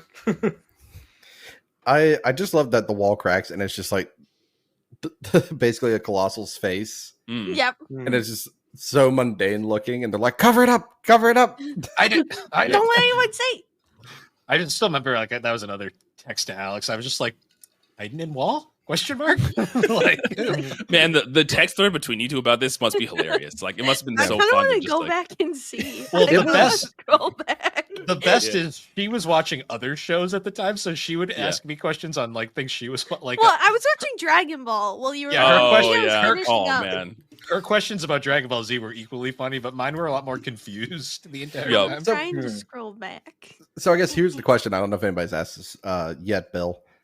Did you Attack on Titan, right? Obviously, for some of us, this is a top 3 anime. Yeah. Easily. In all the shows you've watched, where does this sit? Mm. Well, we are gonna do another top 25 later this year. Ooh. Yes, you're all welcome to join. We might actually get the roundtable back together for that one. Oh, I'm here for it. Ooh. I can't wait to see where Attack on Titan settles. I'll preface it this way. I enjoyed my time watching the show, Mhm. but I still don't know how I feel. Okay. That's a good, that's Yeah. pretty normal. Yeah. Like, there wasn't a point where I was like hate watching it, where I was like, I don't like this. I'm Sure. watching it just to watch it. The whole time I was like, all right, I need to know what happens. Yeah. Like, getting the whole way through, I was like very interested. But by the time I finished it, I was like, Yeah. I'm still kind of in a perpetual state of I don't. Yeah, and you know. also like you recently, relatively recently, had finished the show, right? You just watched through it Mhm. this year and finished it this Yeah. year. So I think a lot of that too comes afterward with like sitting on the ending for a while and having conversations like this, where you're like talking about some of like the hints that they were throwing in the first couple seasons, like that. All these kind of conversations build up for the show for me as well. Because it was fun listening to Sorry. gaming and collecting, and you just hear Bill being like, I don't know if I like the show or not. Well, I that's, just- that's my favorite Alex moment, where Alex is like, "Do you even like this show?" And me being like, "I don't know." Like, I've scrolled back to the beginning and I keep seeing the spots of like, oh, she dead. She splat. Yeah, that happens a These lot. random. Or just this is funny. This is funny to read. Yeah. I think for me it just like, I mean there may be other shows like that. I mean I just haven't seen them, but like there hasn't been another show that does like storytelling like this that I've watched to this extent. It feels like it's so intentional with everything, like every detail is intentionally placed there. Again, the kind of almost working backwards in the narrative and Don't forget to eat the bread. oh, it's so good. Bill just sent me that at one point. So We need to just add captions to just have like Bill's name on Aaron, and then the bread is just Attack on Titan. Yeah. all he said Yeah, was it's right. down his so throat. funny. Bill did The only There is only one. go ahead. So I was going to Go say ahead. there is one point in that thread because there was a point where we hadn't seen Sasha in a while, and then she pops up again. And I think my comment was this was like mid-season 2, I think. Yeah. Where I went, "Oh yay, Potato Girl lived." Yeah, because In she was hindsight, Yeah. I was like, "Oh no." she was actually supposed to be killed off and like not around the season 4 in like production wise. Yeah. Interesting.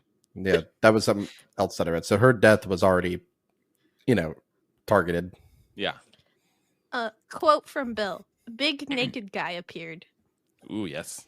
People one? about to go squish." And the mom's dead. That must have been episode 1. Yeah, probably. Big naked guys. Big- again. Oh, big I boy's was back. I'm also gonna lie. I'm not gonna lie. I was drinking a lot during these watches. It's a good, it's a good way Yeah. to screw it. Yeah. Oh, man. yeah. So, like, for me, because once you've watched Attack on Titan, it's hard to find something to fill, as Jared was saying, how much it Yeah. sets up and how good the storytelling is. It's so hard to find something that fills that void Mm-hmm. in it. And the Yeah. closest thing I think I have found lately is Freerin. God, I need to watch that. I have not Jenny, watched Fear. that Oh, is- you have In a it? way, yeah. Oh, I I have not. a. Jared, thank us later. Just and I know, Watch I it. know nothing about it. I have no idea what the show's even about. I didn't know anything either, and I went in blind Yeah. like that, and it was I Same. ended up binge watching it in like 2 days. Okay, I'm watching Another this today. really good one right now that's like filling the void. Apothecary Diaries. Like, Oof, That's- yeah. Mm. I was watching the most recent episode right before I came over here. I was don't about spoil for Alex because No. Alex doesn't Oh, know you what haven't the watched it context yet? of I'm frog waiting. is. I want to binge it. All I know was- is I understand what the frog thing is now, and holy fuck. Yep. I Wasn't was gonna- expecting that one. That's what I was about to put up on the second monitor while playing Stardew because I've heard y'all talk, say such good things about It's Apothecary scary. Diaries. Yeah. It's a good watch. I'd recommend. I will say the only Okay. other show that I think all of us, I'm not sure if Slade has, but Solo Leveling, that has been Oh yeah. No, I haven't. I still haven't gotten started on it. I've Is it done? rewatched. It's done. Yeah, it's done now, Is so it- you can watch Okay. it. Well, great. Yeah, the dub well- for season 2 comes out like I think in like Yeah, the final I'm episode watching it dub is today. like a few hours. I think a few hours from now it's out. Oh, so- perfect. Oh, wow, So there that's you go. that's again that's what your second monitor is for. You're for Discord and Yeah. Crunchyroll. And I mean, talk about a show that's a show you should watch. You should binge because Jesus Christ, the cliffhangers. That's what I'm trying Yeah. to say.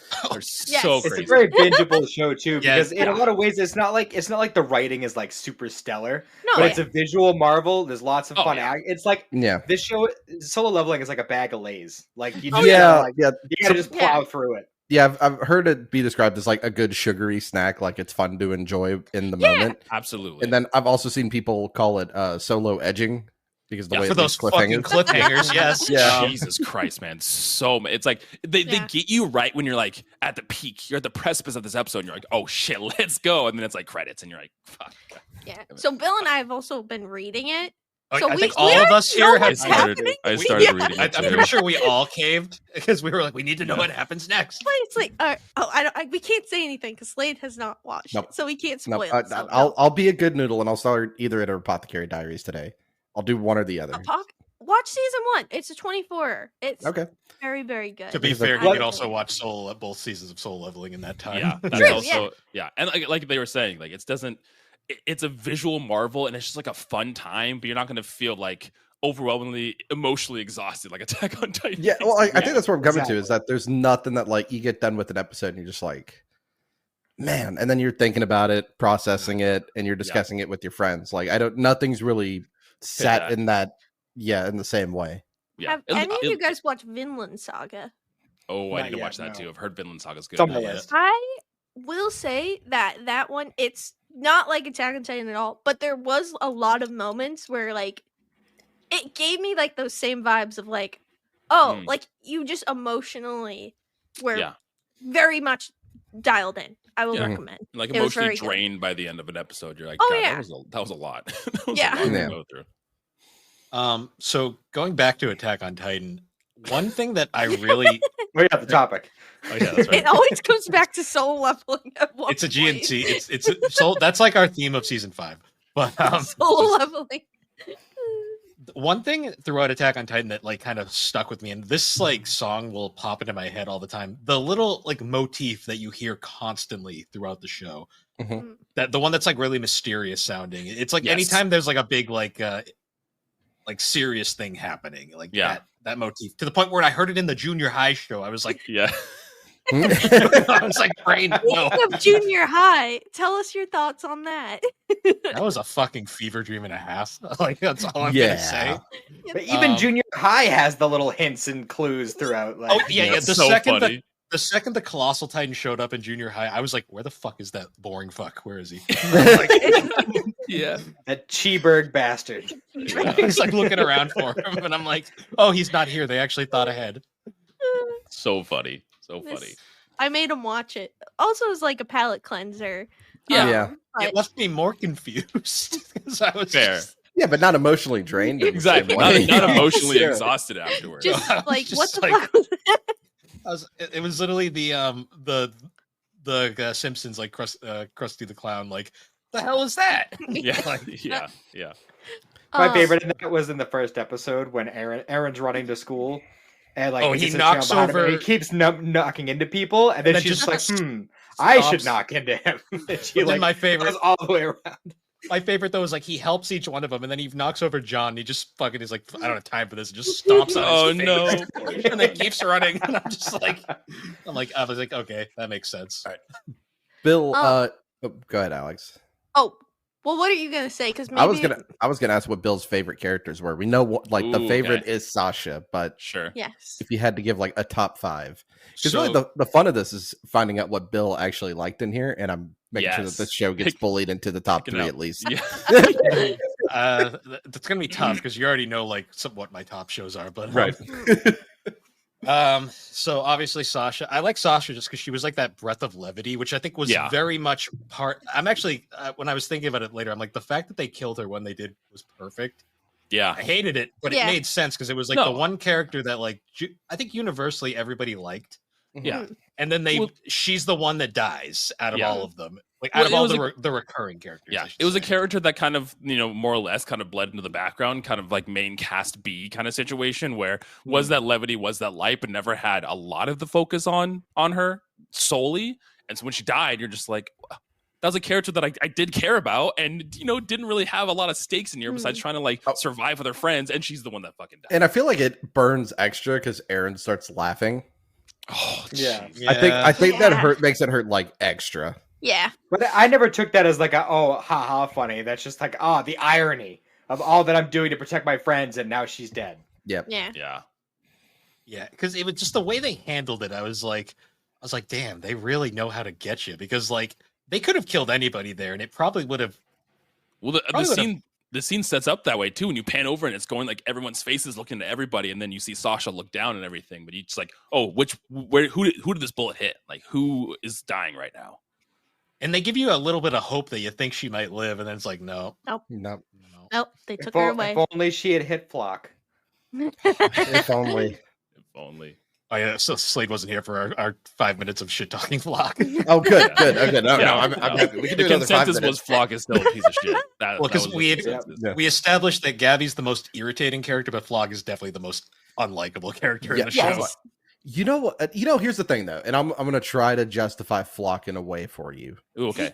Let's Okay, go. okay. So Morally here- gray. Let's go. All right. So when they're doing the charge against the Beast Titan, and Commander Ervin's like, "Yeah, everybody here's about to die, and we're gonna charge forward." The Yeah. only person to hear Commander Ervin's last words and to survive that True. was Flock. That's Flock. Yeah. True. And I think that's what sets him up to be the way that he is for you to hate him so much. Yeah. And I mean, even in that moment, he's just like if we're gonna die, I don't want to. Like, he already has these like sprinkles of rebellion. He's like, if we're gonna die, like, why do I have to listen to you? Why am I doing this? If like we're gonna die anyways, like, why am I doing this right now? Yeah. Yeah, and he's the only one to survive. That's very true. And he's the one who brought Commander Ervin back. Like, remember, he drug his body back. True. Yeah. I also then want you to point see- out. Oh, go ahead. Oh, and then you see them pick Armin. Yeah. Yeah. So I think that sets him up to be not only rebellious, but to be just like a great, like, I can't believe these people would be so psychotic. Why would they ruin all of this? Yeah.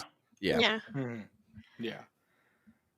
Oh. I just want to point out that in the dub, at least, which this is like an issue with the dub, because this is like the one issue I have with the dub is they don't use the word devil as much as they should, because like in the manga they use devil throughout the whole thing, but in the dub, Flock is the first person to use that word referring to another Eldian. Yes. Interesting. Oh, I was gonna ask. Me and Bill weren't able to get to the movie theater to see the alternate ending. How many of you guys saw it? And spoil us, because I didn't get to see it. I don't know if I can. I didn't see it in theaters either. I saw it. You did. Was it worth it? No. It was. Well, wasn't it I remember, wasn't it that the manga had a different ending than what the anime came out with? In the new version that you saw was the manga ending. Yeah, it's manga ending with a couple of other little touches. Because, so the whole idea is that, it's a loop. It's a cycle. It goes on forever and ever. So you cut, and that's where the photos that everybody loves of Goth, Mikasa, Nerd, Armin, and Aaron. And you know what's funny is that Armin is like he's such a great reflection on the toxic part of the fandom, where he's just like, they did this and this wasn't adapted right. And I swear there was a dude in the theater who was doing that exact thing when we left. Unironically, he was doing that. Oh no. Yeah, and I was loudly shit talking him from our group behind him for doing that. Yeah. But he was that exact person. But the thing is, so when they leave, they're like leaving the theater, you see Levi in this alternate universe because they have phones and whatnot. So it's like modern day. And Levi is like a cleaning person, but he's still doing like the whoosh moves. And that's funny. And he's taller because, he wasn't raised underground. You see the chef. He's got like a restaurant, the little sign for the special. Right, yeah. You see the Fritz family walking by. Which is really, it's their haircuts and everything, so you can kind of tell it's them walking by. And as they're crossing the road, the crazy thing is, in the distance, on top of a hill, you see the tree. And then it says the end.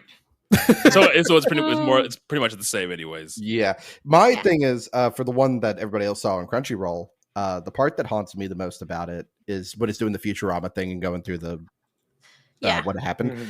The singing, when it's the female vocalist, that's Mikasa's Japanese voice actress. Oh, and that's cool. And she sings until she dies in the timeline. And then that's when that's when the male voice kicks in. Well, that just made that scene even more fucking. Yeah. Yep. Thanks, crazy. Slade. You're welcome. Does anybody know? How many of you know about the baby? And during like the whole like rumbling scene, remember the scene with the holding baby? up the baby? Yep. So in Japanese, the cries of the baby, and I don't know if they redubbed it or if they used the same voice file, but that is the Japanese actor who plays Aaron's actual baby that they recorded. That's crazy. That's wild. Yep. There's so many like just good little details like that throughout. And I mean, I remember starting, right where the rumbling is in the final Attack on Titan, the final season, part 3. And and when you started and you see, what's just happening to all these people and basically innocent bystanders getting stepped on and squished and crushed. And it doesn't leave me, because I occasionally think about it, just the Colossal Titan stepping on that one kid. Yeah. He has teeth and everyththing coming out, and you see the last thing he does, and it's the ghost of Ymir. Yep. Yep. So this is a good time to bring that up, like Ymir, right? Yeah. So we're constantly getting like, oh, Ymir was like this, Ymir was like that, she was a devil, she was a goddess, she was this, she was that. What was everybody's reaction when we actually learned the history of Ymir? That was fucked up. I mean, Yeah. So many levels. he's tragic a lot. Like Jesus Christ, what talk about a tragic character? Yeah. I think she might top the list for tragic characters. For Yeah. me. Yeah. But I mean, like, even then though, Erin's doing her will. true. Mhm. Yeah. So just Yeah. because this one family was mean to you a couple thousand years ago, the entire world has to die? Yes. Yeah. In their mind, yes. I mean, when you put it like that, that's relatable. true. Yeah. I mean, slavery goes a bit beyond being mean, but all right. That's fair. They bullied It is me. fair. No, Yeah. Well, that and they Bill. got Bill's the Ymir of this group. No. It was the Ymir of this group. So this We is where I bullied take, him. this is where this is where I start my arc where I take out all the gaming podcasts. Like, that's good. Yeah. That's good. I'm not on one anymore. That's fine. There you go. Yeah, but when you find out hers and you see like the children being forced to eat her, Eat her, yeah, because they were trying to pass on the powers that way. It's just like, geez. and then it's one of those people Maria, always point Rose, out. and Cena. yeah, Yeah. And then you see that and you're like, that's the fucking wolves. And then suddenly you're also like, oh, and they're made of titans. yeah, Oh. yeah. Wild. Everything in this show is a mind fuck. Yeah. Like, everything. Everything is a plot point. Like that's the thing Yeah. I love about the Yeah. show too, is that it doesn't waste time. Right. Like Mm. I've said before, I watched all of Naruto, no filler guide. There's so much Yeah, wasted you're, time. You're, There's Yes. you're a stronger man than you I. didn't want to watch the flashback to the previous episode? no, I didn't. The first like 10 minutes of the show. Yeah, I did all of Naruto and Shippuden like that, and it makes me really appreciate Attack on Titan even more because it's just like, yep, here's characters. That one died. All right, next Yeah. episode. Like you said, it doesn't waste the viewer's time, right? Yeah. It doesn't those shows like Naruto have big heavy plot points and they have very emotionally taxing episodes as well. But then you have like in between episodes that are just like that are very fillery and supposed to be lighthearted, which I understand. But there's something about this show just being back to back and just like everything that you see is substantial and is going to benefit some plot point. Yep.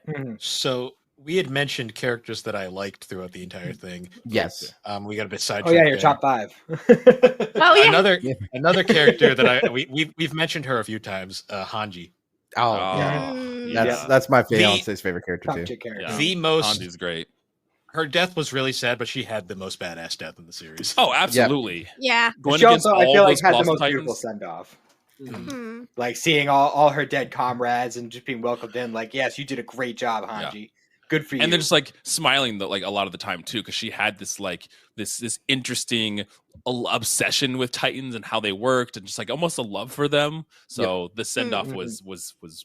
And then it's also like the other part that hits is that it's the first time Levi tells somebody to dedicate their heart yeah, Mhm. and like gives the salute before she goes off, and it's just like, oh, it hits Yeah. harder. well, because like Yeah. you knew in that moment that he also was aware. He was coming to terms with like, yeah, she's gonna try, but she's gonna die. Yeah. She's This not was gonna also this was also broken post like Levi's dumbest moment, Levi. So die. Oh yeah, Yeah. You're Yeah. talking about the spear. Yeah. I'm just saying that scene pissed me off on so many levels. 'Cause Yeah, you know Zeke's a psychopath. He's gonna It's like- move. I'm like, Yeah. this man is unstable. You're dumb, Levi. You're extremely dumb. All right, so we have Hanji, Sasha. Who else? Obviously Aaron. I liked Aaron. Okay, yeah. He's. All right. I get what he did. I don't know if I agree with it. Are you That's gonna the say the thing is line? he didn't have a choice, though. He didn't have a Yeah. choice. Yeah. He had That's to what do I'm it. saying. That's what I'm saying. I like Mikasa for the most part. I felt bad. Mhm. I was like, why is this poor thing just never allowed to be happy? Yeah, The last character's hard because there are a few. Like, I do like Armin, like for Yeah. what he is. He's like the only sane character for a while. I did Yes. like the so we had the leaders inside the walls, like the guy that's always drunk. I liked him Oh yes. Yes. Hannes, yes. Hannes. Yes. because his death is so like unceremonious. Like he just gets turned into a titan and then you never Yep. see him Yep. again. Yep. I liked him a bit. Who was the out of like the three leaders of the three like houses? Who was the douchey one that was like the secret police leader? Oh. His name was He was Ervin's buddy from school. Yes. Oh my god, I'm blanking on his name. I'm looking through the characters right now, trying to see if I Oh, can yeah. find it. But you know who I mean, like that. Yeah, is, yeah. Like his entire time in, like he is such an unlikable like douchebag. Like every time he shows up, and then he has his one moment where he actually has a heart right at the end, where he lets the little blonde kid. He doesn't alert. Yeah, he doesn't like alert like his presence, and then he gets turned into a Titan like shortly after, and I'm like, almost immediately, yeah. And it's like, yeah, now we never see him again either. Oh, there's another What parent. we do? He's just a Titan. That's another parent that has a sad story. It's Armin's grandfather. Yeah. Oh yes. Yeah. Mm. I feel like my characters that I loved changed as it fluctuated all the time as the show went on. Like from season 1 on, I feel like that list changed all the time. Oh my god! You're my cat. She's like yelling at me. Yes. Oh, do you mean Dot Pixis? I was wondering. Black hair, like No, it's not. Dot Pixis was the alcoholic, bald-headed dude. Yeah, him. I like him. Okay, yeah.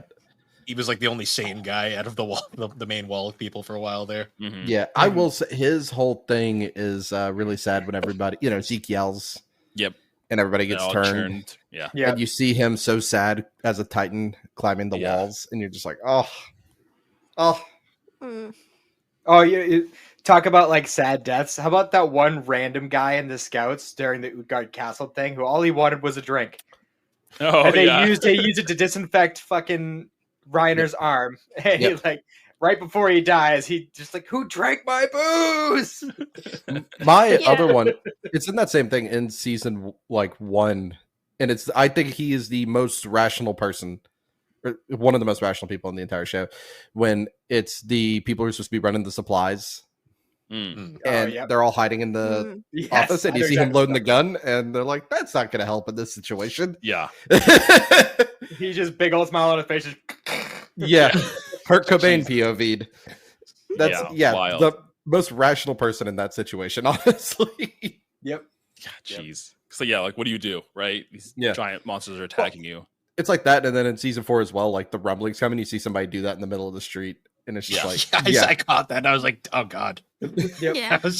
Fair. Which one would you rather do? Would you rather be stepped on, or and not in the good way stepped on? I was say, well, I was gonna say too. I like that, like, because season four is such a weird, like, the way it's structured is just bizarre. It's all over the place. Mm-hmm. There's that one scene where we show like the gang, like Levi and friends, basically makes it over to the. That's what I'm calling them now. Levi and friends. Levi and friends. That's the name. Change the name of the show. So happy-go-lucky. Well, that's his club in the junior high show. Anyways.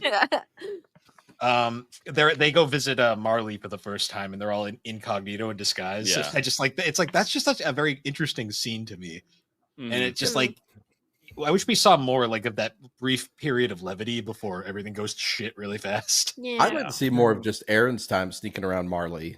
Yeah. He was there for a while. Yeah. There's a lot the show could do for like spinoffs and everything where it left things very open. Yeah. But I also appreciate that it is open, because then it allows you to have a good conversation and theories and plot points. The more they fill those gaps, I feel like the more opportunity they have to fuck it up.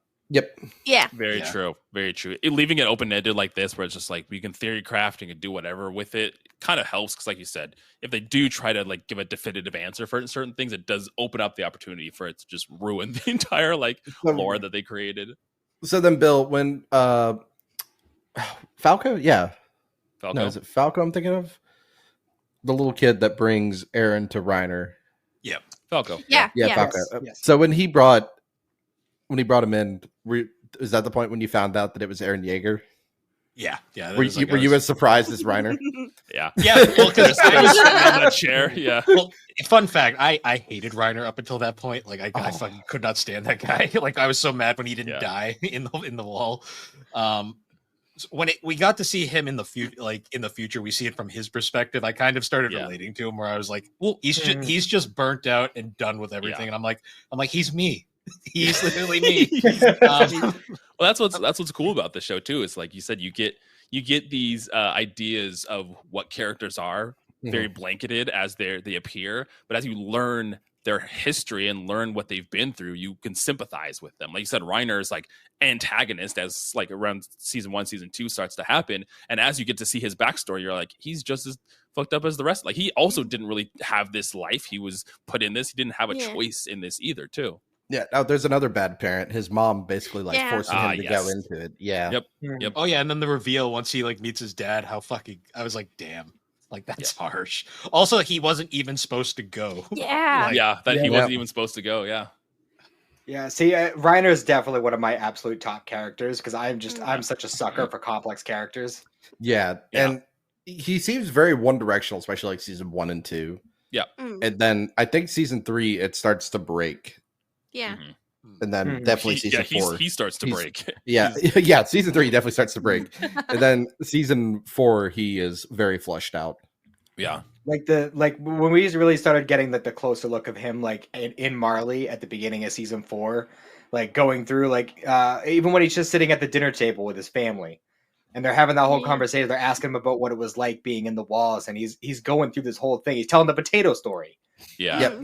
And like there's so much complexity just through the way he tells that story. And then like you get to the end of it and he's got the musket in his mouth. He's ready to fucking just end it all. Yeah. Yeah. Like he's such a well-written character. Absolutely.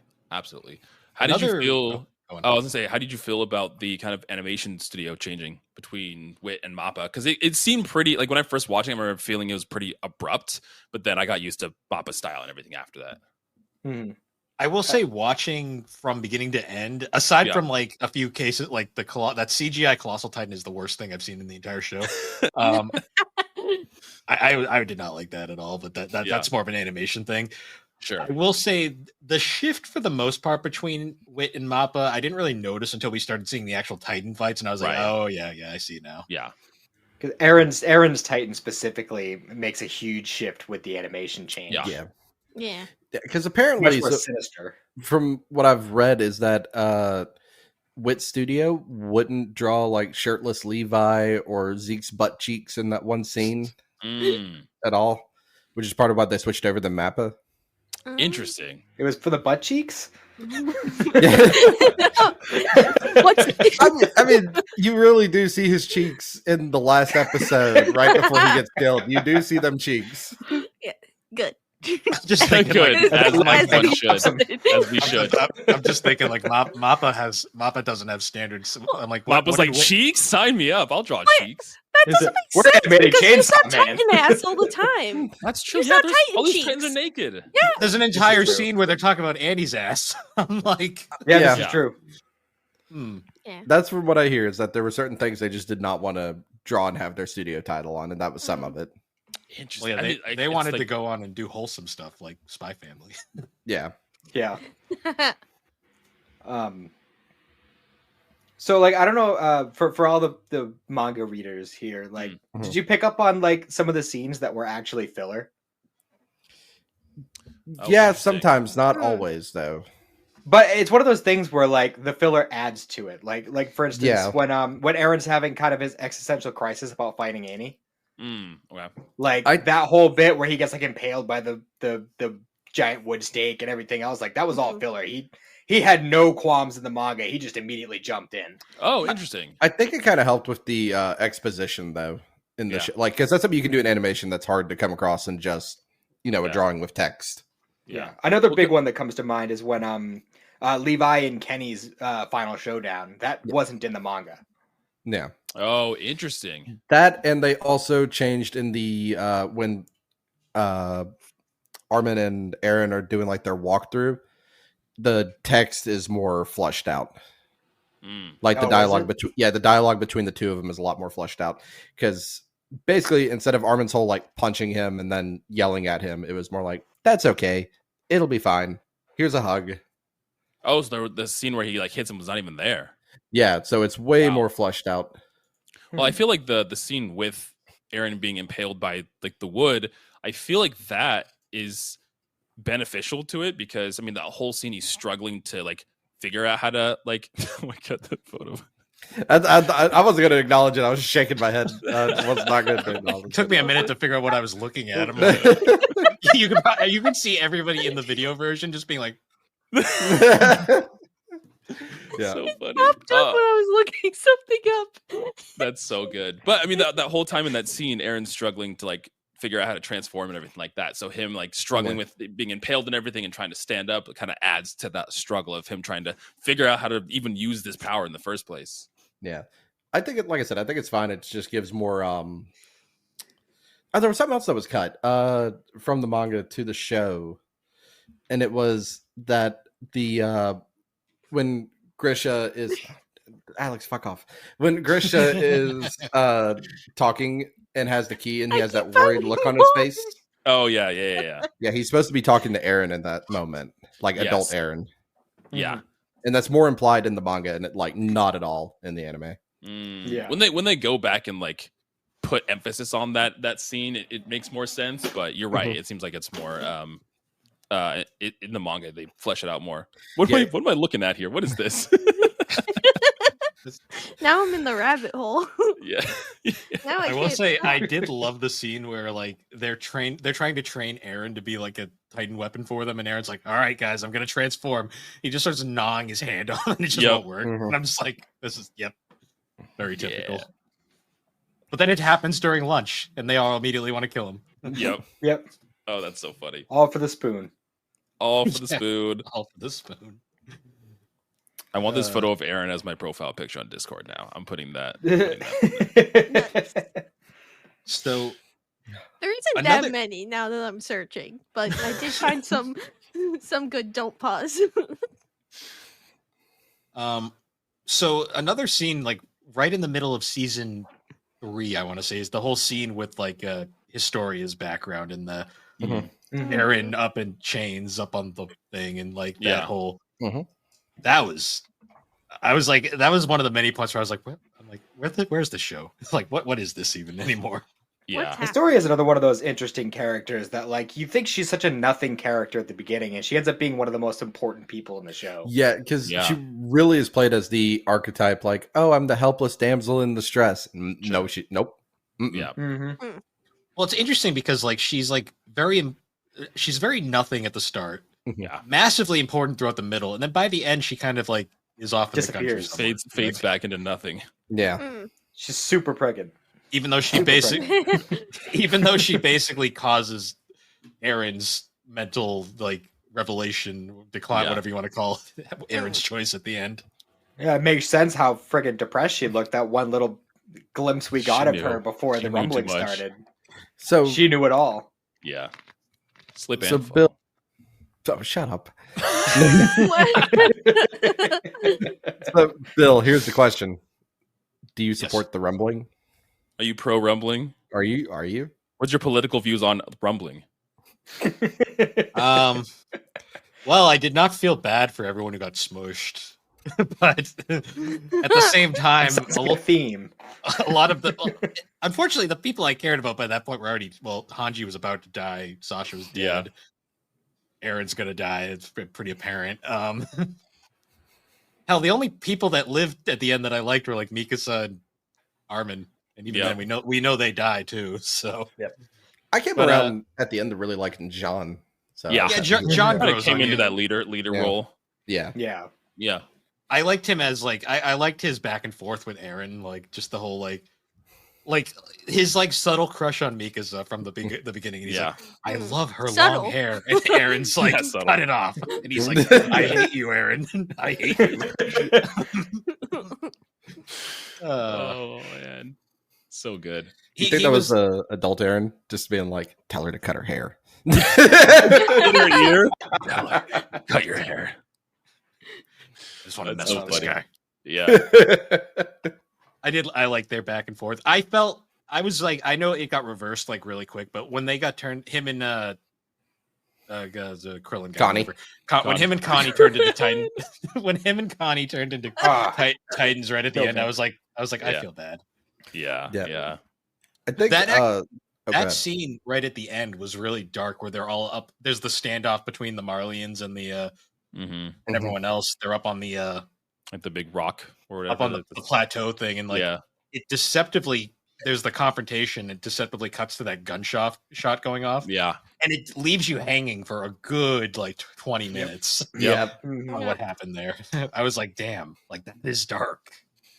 The other one I was going to ask for when it's like a big reveal point is when you finally find out who the owl is, and Grish is about to get kicked off the wall. Yeah. And the last thing the owl says to him is like, "Yeah, make sure you tell Mikasa and Armin hello for me."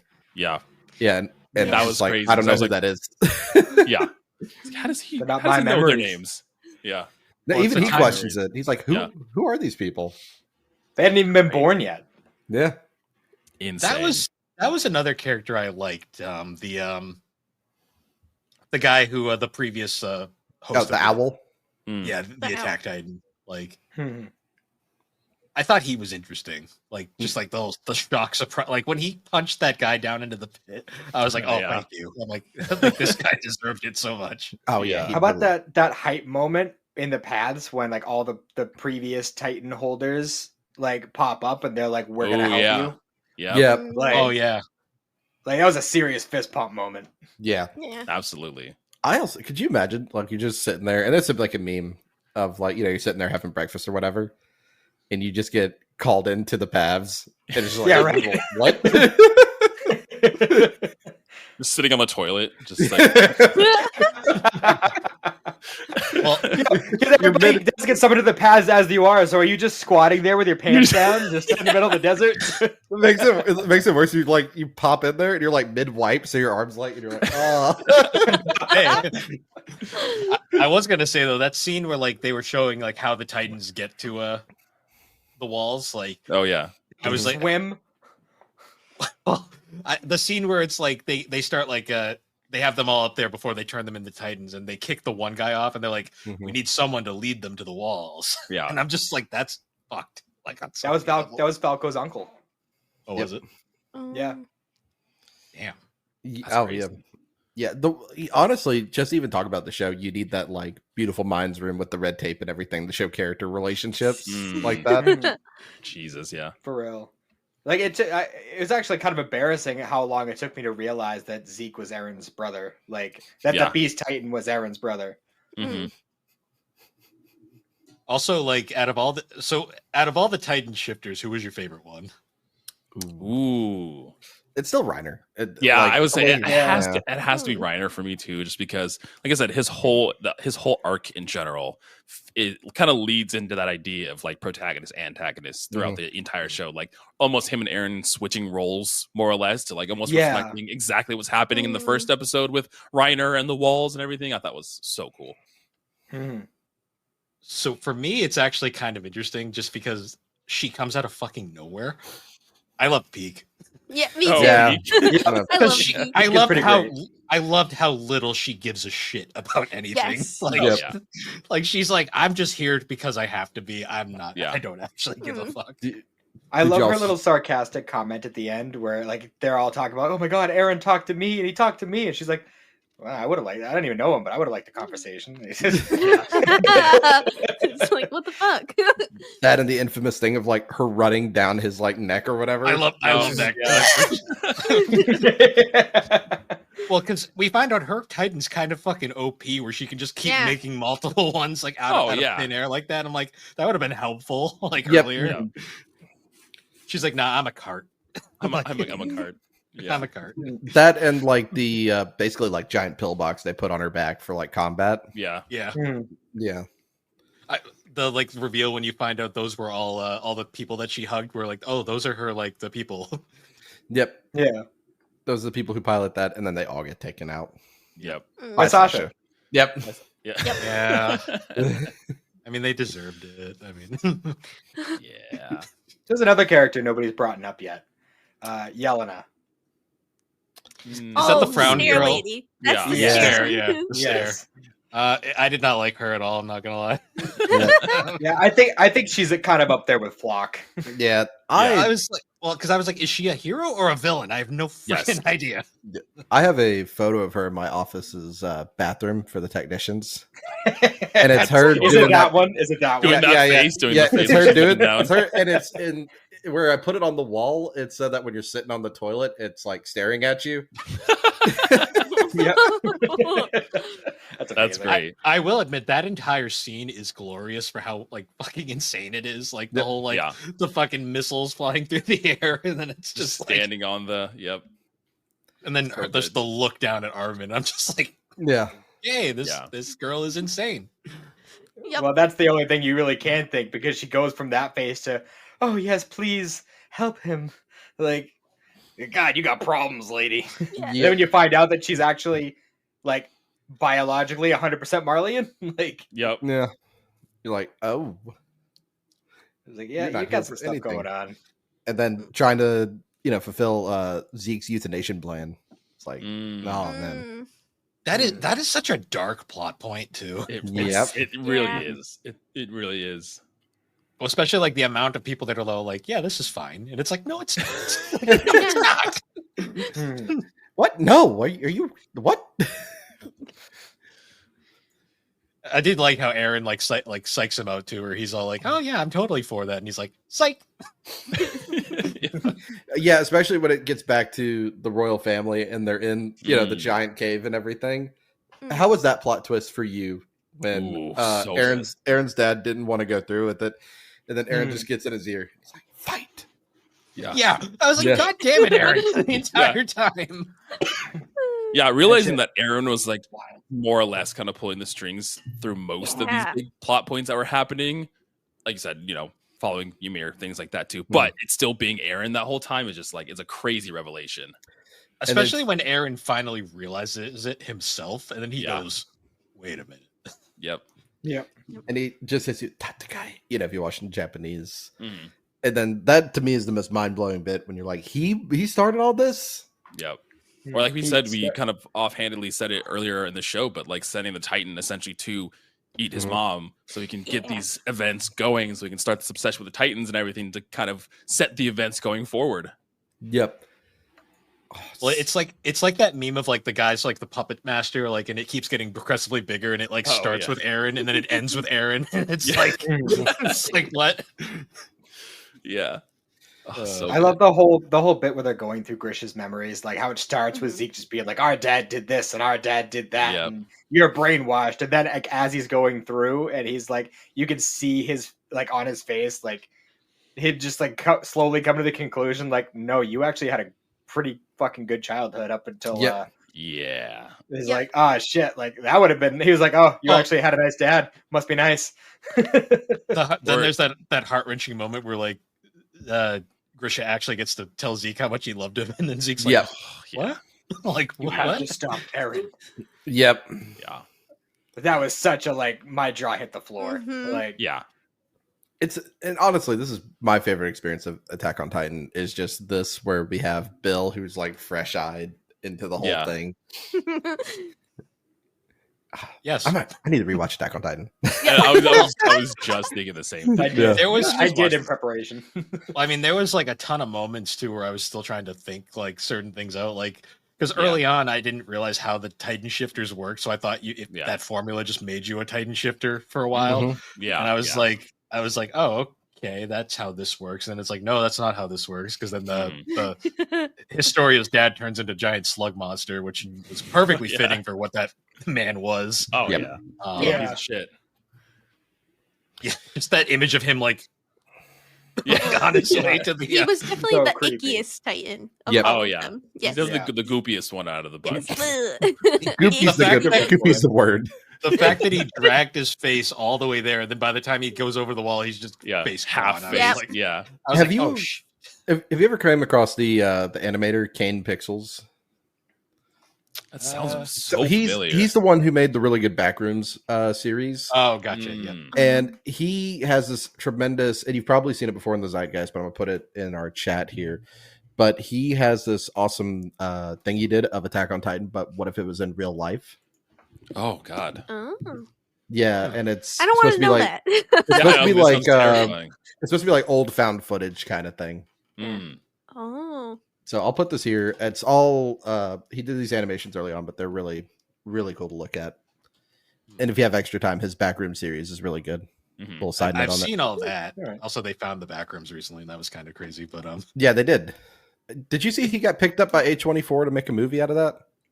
That's did kind of not. cool. Oh. Yeah, for his backroom series. Yeah, Interesting. Very neat. but yeah, that Attack on Titan series by Kane Pixel is Now, really good. I'm just like watching the first like couple seconds. This is wild. Yeah, So I'm trying to think some more moments just like throughout that were like big oh shit moments. Um, The Warhammer Titan was interesting.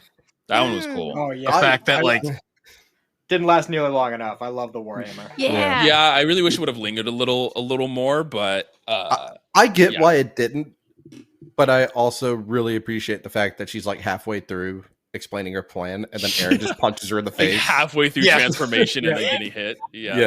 Yeah. Well, Like 'cause thank you I for wish- breaking these anime rules. I appreciate it.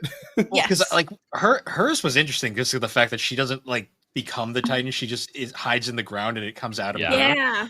Yeah. Really cool idea. Just that image of like Aaron like forcing the The Jaw Jaw Titan. Titan into to the break Jaw the Titan. crystal. and Yeah. she's just That was staring cool. the entire time. Yeah. And That, I'm just that like honestly is one of the most brutal scenes when he's just like forcing Oh, that. Yeah. Yeah. Like a because nutcracker. he tries to break it Nutcracker. with his jaw and it doesn't work and I'm like, okay, Yeah. how's this gonna It work? shatters his whole jaw. Like, Also, the fact that he can just immediately make another one, it showed how far he's come since then. It's like, holy Yeah. shit. Well, Yeah. you also got to consider the first 3 seasons is only like 3 months.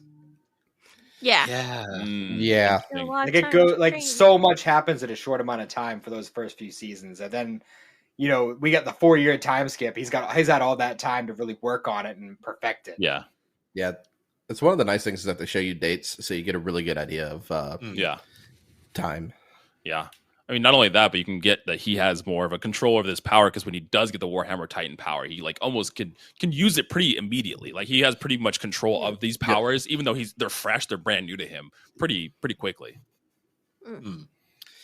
Did it make anybody else highly annoyed that Falco literally became a bird? I knew it No, was coming I love it. immediately. I knew the second season 4 started, we're like, this guy's gonna be a Titan and he's gonna fly. Yeah. Like there's no Yeah. He's gonna fly. It's in Yeah. the name. His Yeah, name honestly, is yeah. Falco. Yeah, I just didn't think twice about it. That he flew, and I just, Yep. head on desk, like annoyed. That's like- Falk bird. Isn't that the Titan that gets past the most throughout the series, the Jaw Yes. Titan? Yeah. It's like it was Yeah. Marcel to Ymir. Ymir to Galliard. What's Galliard Yeah. to And then Falco. Falco. and then he's a Falco. bird. Which I wasn't a huge fan of Galliard. He kind of sucked. Yeah. Well, he shows up for like a scene and then dies. And dies. He's just there to shit on Reiner. He gets used Yeah. as a nutcracker at one point, and then Well, it's shitting on Reiner that's kind of earned though when it's the Reiner's fault that his brother died. Yeah. Well, Mhm. technically, it's his brother's fault that his brother died.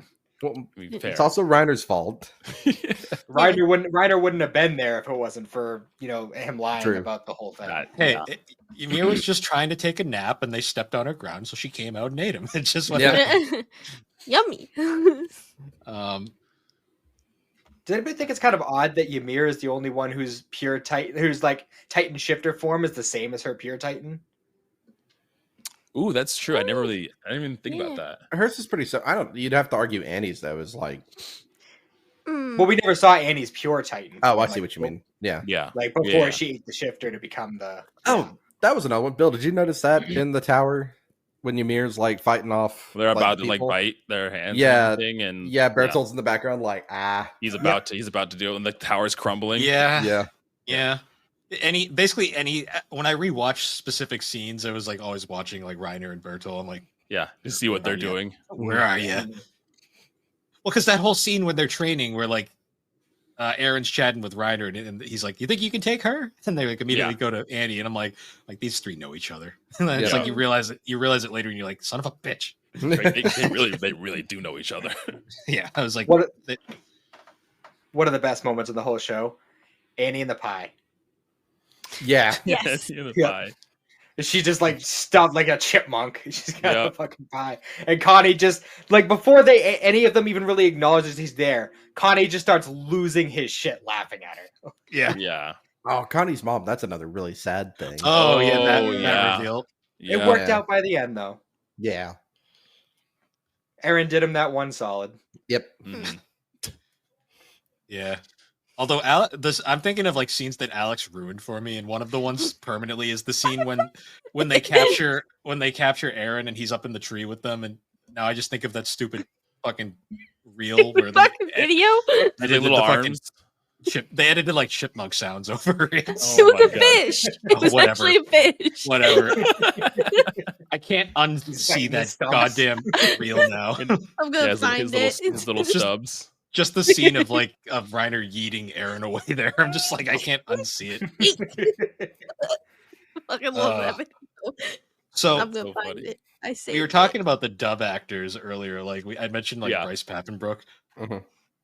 Me and Alex had been to. We went to Kineticon earlier this year or earlier last year, and he was one of the guests there. The line for Bryce Papenbrook was fucking insane. I believe it.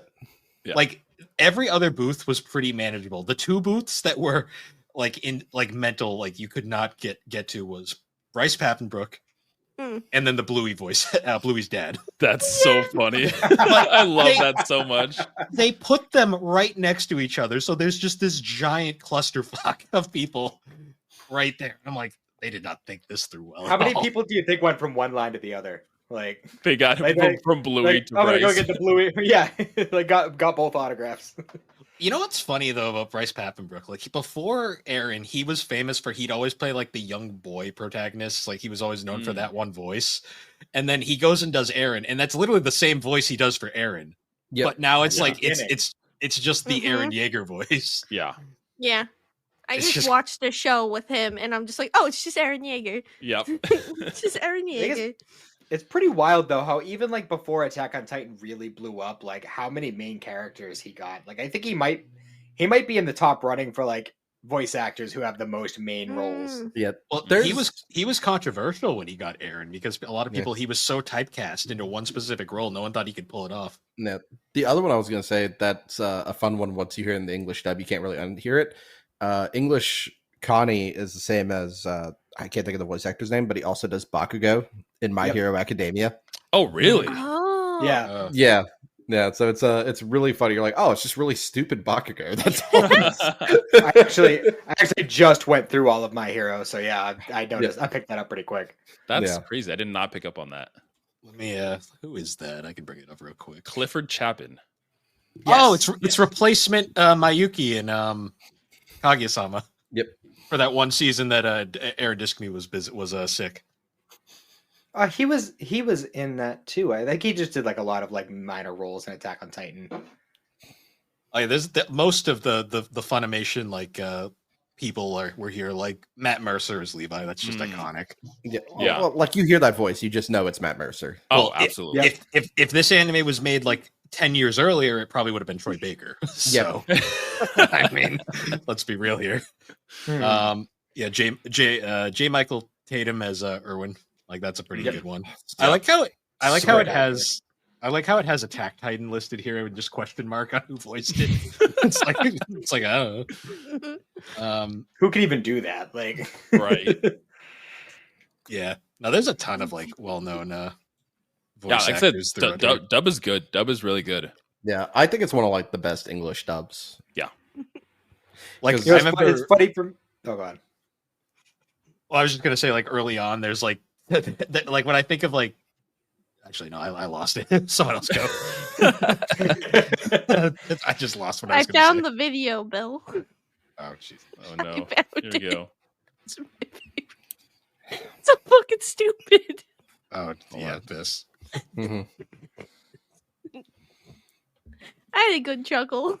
I don't know why. She sends me this on the daily. What the hell? When he kicks him off and he goes flying, you see his little nub arms go. He kicks him off. Apparently, that's a fish, and they just like edited that sound effect over this. Yeah. Anyways, It fits too well. That's Where- so where- funny. where were we, voice actors? Oh, I was just gonna say, like, it's funny how like when you look at like how serious Attack on Titan is, like with some of these actors, and then you look at some of their other roles, like when we mentioned J. Michael Tatum, like I can't like one of the first roles that like I really noticed him as an actor was from I believe Bill is the only one who would get this, but Bakano, his character in Mhm. Bakano. such a contrast between the two. Like, Mhm. Yeah. I'm trying to see it another well-notable ones. I mean, Reiner, Robert No, I'm McCollum. trying to He's go. oh yeah, Reiner is like adult Goten. Yep. You'll never really? unhear that. really, You'll I never never unhear knew that. that. Yeah, 'Cause Robert McCollum. I've heard him in a ton of stuff, but I never knew that he played Goten. Oh in yeah, GT. that's crazy. Yeah, he's I'm- adult Goten during his player phase in GT. I was gonna say I'm really happy to know I'm not the only one who puts up like behind the voice actors when I'm watching an anime. Like, who the hell was this? I know Yeah. this Oh yeah, voice. well, I I do do it it all the time because I'm always Yeah. like, Oh who are yeah, these no, people? definitely. Oh, he plays in Kaiju as well. I like need it. All right. Bill, do you have any other good standout moments? Oh, I was gonna say I loved like little subtle things too. Like early on in season 1, when we have like the whole like the gang of all like the fresh recruits who are all doomed to die. Mhm. There's the two of them that are like lovers and they're like always like with each other. Ah, yeah. Aw. And I'm like, Yeah. oh, they're doomed to die. Yeah. They're gonna die first. But then like I literally had the Leonardo DiCaprio like a meme, like the point meme, Yeah. where in the fucking junior high they're in the background kissing at one point. I'm like, it's them. There it is. Hey, I saw those two. I'm like, like yes. that meme is Great. essentially like when you're doing the rewatch of the show. Oh, that's the Yep. entire time. Yeah, yeah. That's me at every second of the rewatching this show. It was so Yeah. hard rewatching it with my fiance on the couch. I just tried to not like, Just hold things in. just not Yeah. to give expose or be like, like a gasp for something new I noticed. Yeah. Do the stereotypical like pause and explain kind of situation, like the Lord of the Rings kicking the helmet thing. Yep. Broken toes. Broken toes. Yeah. So funny. So, what was Oh, everybody's favorite opener? Ooh. Red I mean, Swan. the I'm first sorry. one. The first one is very iconic. Yes. I have a lot of nostalgia with that because I did It's watch classic. it when it came out, so I have like that sound is like embedded into my brain now. That And then the junior high does like the weirdly happy version of it. Yeah. I love the cooking episode OVA where they do the same opening, but it's all about Jean. Yep. Yeah, that was good. That was very good. I mean, But, they're for- all really good. I Yeah. like the ones with like the like gratuitous like Latin choir just in the background. Yep, that shit just gets me hyped. That- I really love Rumbling though. And I love when you listen to the full Rumbling's good. song. We listen to the full song, and for 5 seconds, just like, hey, let's be reggae for a second. Like, Yep. Sure. Rumbling is a great gym song if you need Yep. a good Oh, yeah. workout playlist. Mhm. I end up listening to it so much just because it's a really good workout song. Mhm. I mean, me and Alex both have like full playlists of just anime openings. And Yeah. outros Oh on- yeah, on absolutely. on Spotify. And, They are perfect gym music. Yep. I Did love my when you're. war grow on anybody? Do I know? Which My one's war. that? My war grew on me over Yeah. time. Yeah. Yeah, That's that's the the- same thing. It's like I feel like everybody hears it initially, you're like, this is awful. And then the Yeah. more you hear it, you're like, all right, I guess I can kind of dig it. And then by the end, you're like, yeah, this is good. There's one. I think it's season 3. It's a slower opening, but that one also grew on That's- me too.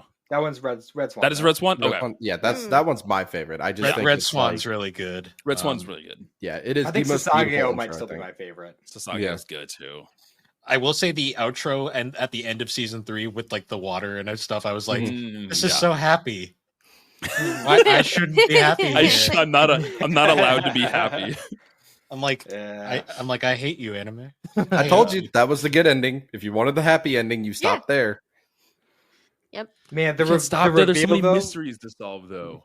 I know. the reveal when he's first getting Grish's memories, and like when they're on the wall and they knock the wife off and she transforms, and you like realize Yeah. Yeah.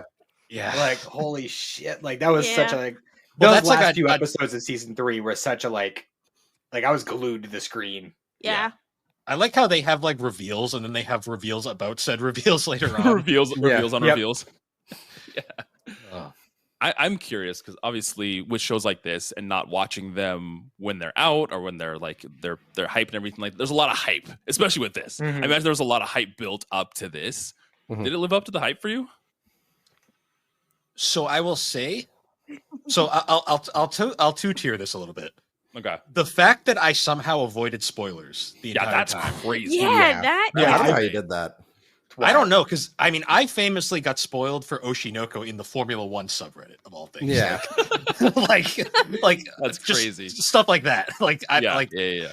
but I somehow avoided spoilers for Attack on Titan. Wow, I think that's it's because I instinctively like, because my main thing I always said with it was I don't want to watch it till it's over because I want to know if it has a good Yeah. ending or not before I binge it. Yes. Because I didn't want it to have a situation where I get halfway through and I find out the ending was shit, and then you I'm get just like, I invested, don't and then it's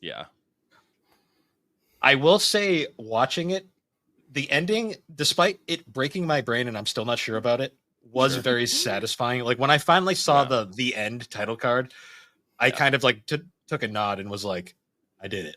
Like, yeah. Mhm. I think we all felt that way, especially after how they broke up season 4. It was like, I mean, I was sad that it was over, but it was like, I'm done. Fuck, Yeah. finally, we're done with this. The end of an era. Yeah. For sure. Mm. like I think I did an all nighter watching season 4. Like, I think Yeah. I I think you watched. did, yeah. Well, because it was a vacation weekend, and like Mm. I had nothing planned for the next day, so I think I straight up started watching it at like 6, and then the next thing I knew, it was like 6 in the morning, Yeah. and I was just like, Then it- I'm dead inside. Oh no, I Yeah. watched everything but the 2 final specials. Yeah. Mhm. That's I watched- good too, because now you'll have that like association, right? You'll get like nostalgic feelings of like, oh, I remember that time that I did that all nighter and watched like almost the ending of Attack on Titan. Like you're gonna start associating those memories with it, and that's fun. Those are cool to Well, do. It was Mhm. interesting because like I'm very burned out on like long animes right now. Like Oh, I've yeah. Episode had- 800 of One Piece. I'm almost there, guys. I'm getting there.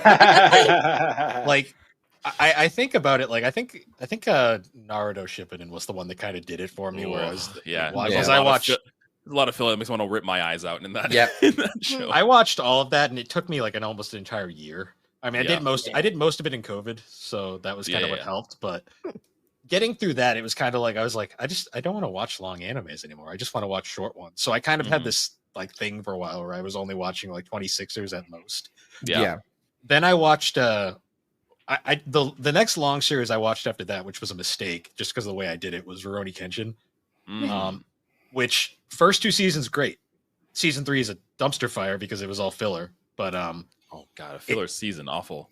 yeah, it took me so long to get through that I just kind of like, because if you listen to our episode last year going through all of the animes we watched, I mentioned how like I watched Rurouni Kenshin, then I took a fucking break for like 5 months because I was so animated out. You're so burnt out. Yep. Yeah. yeah. You haven't been this year though. You've been watching other stuff after you did Attack Yeah. on Titan. Yeah, we could sing the Mostly Zenshu audio. song again.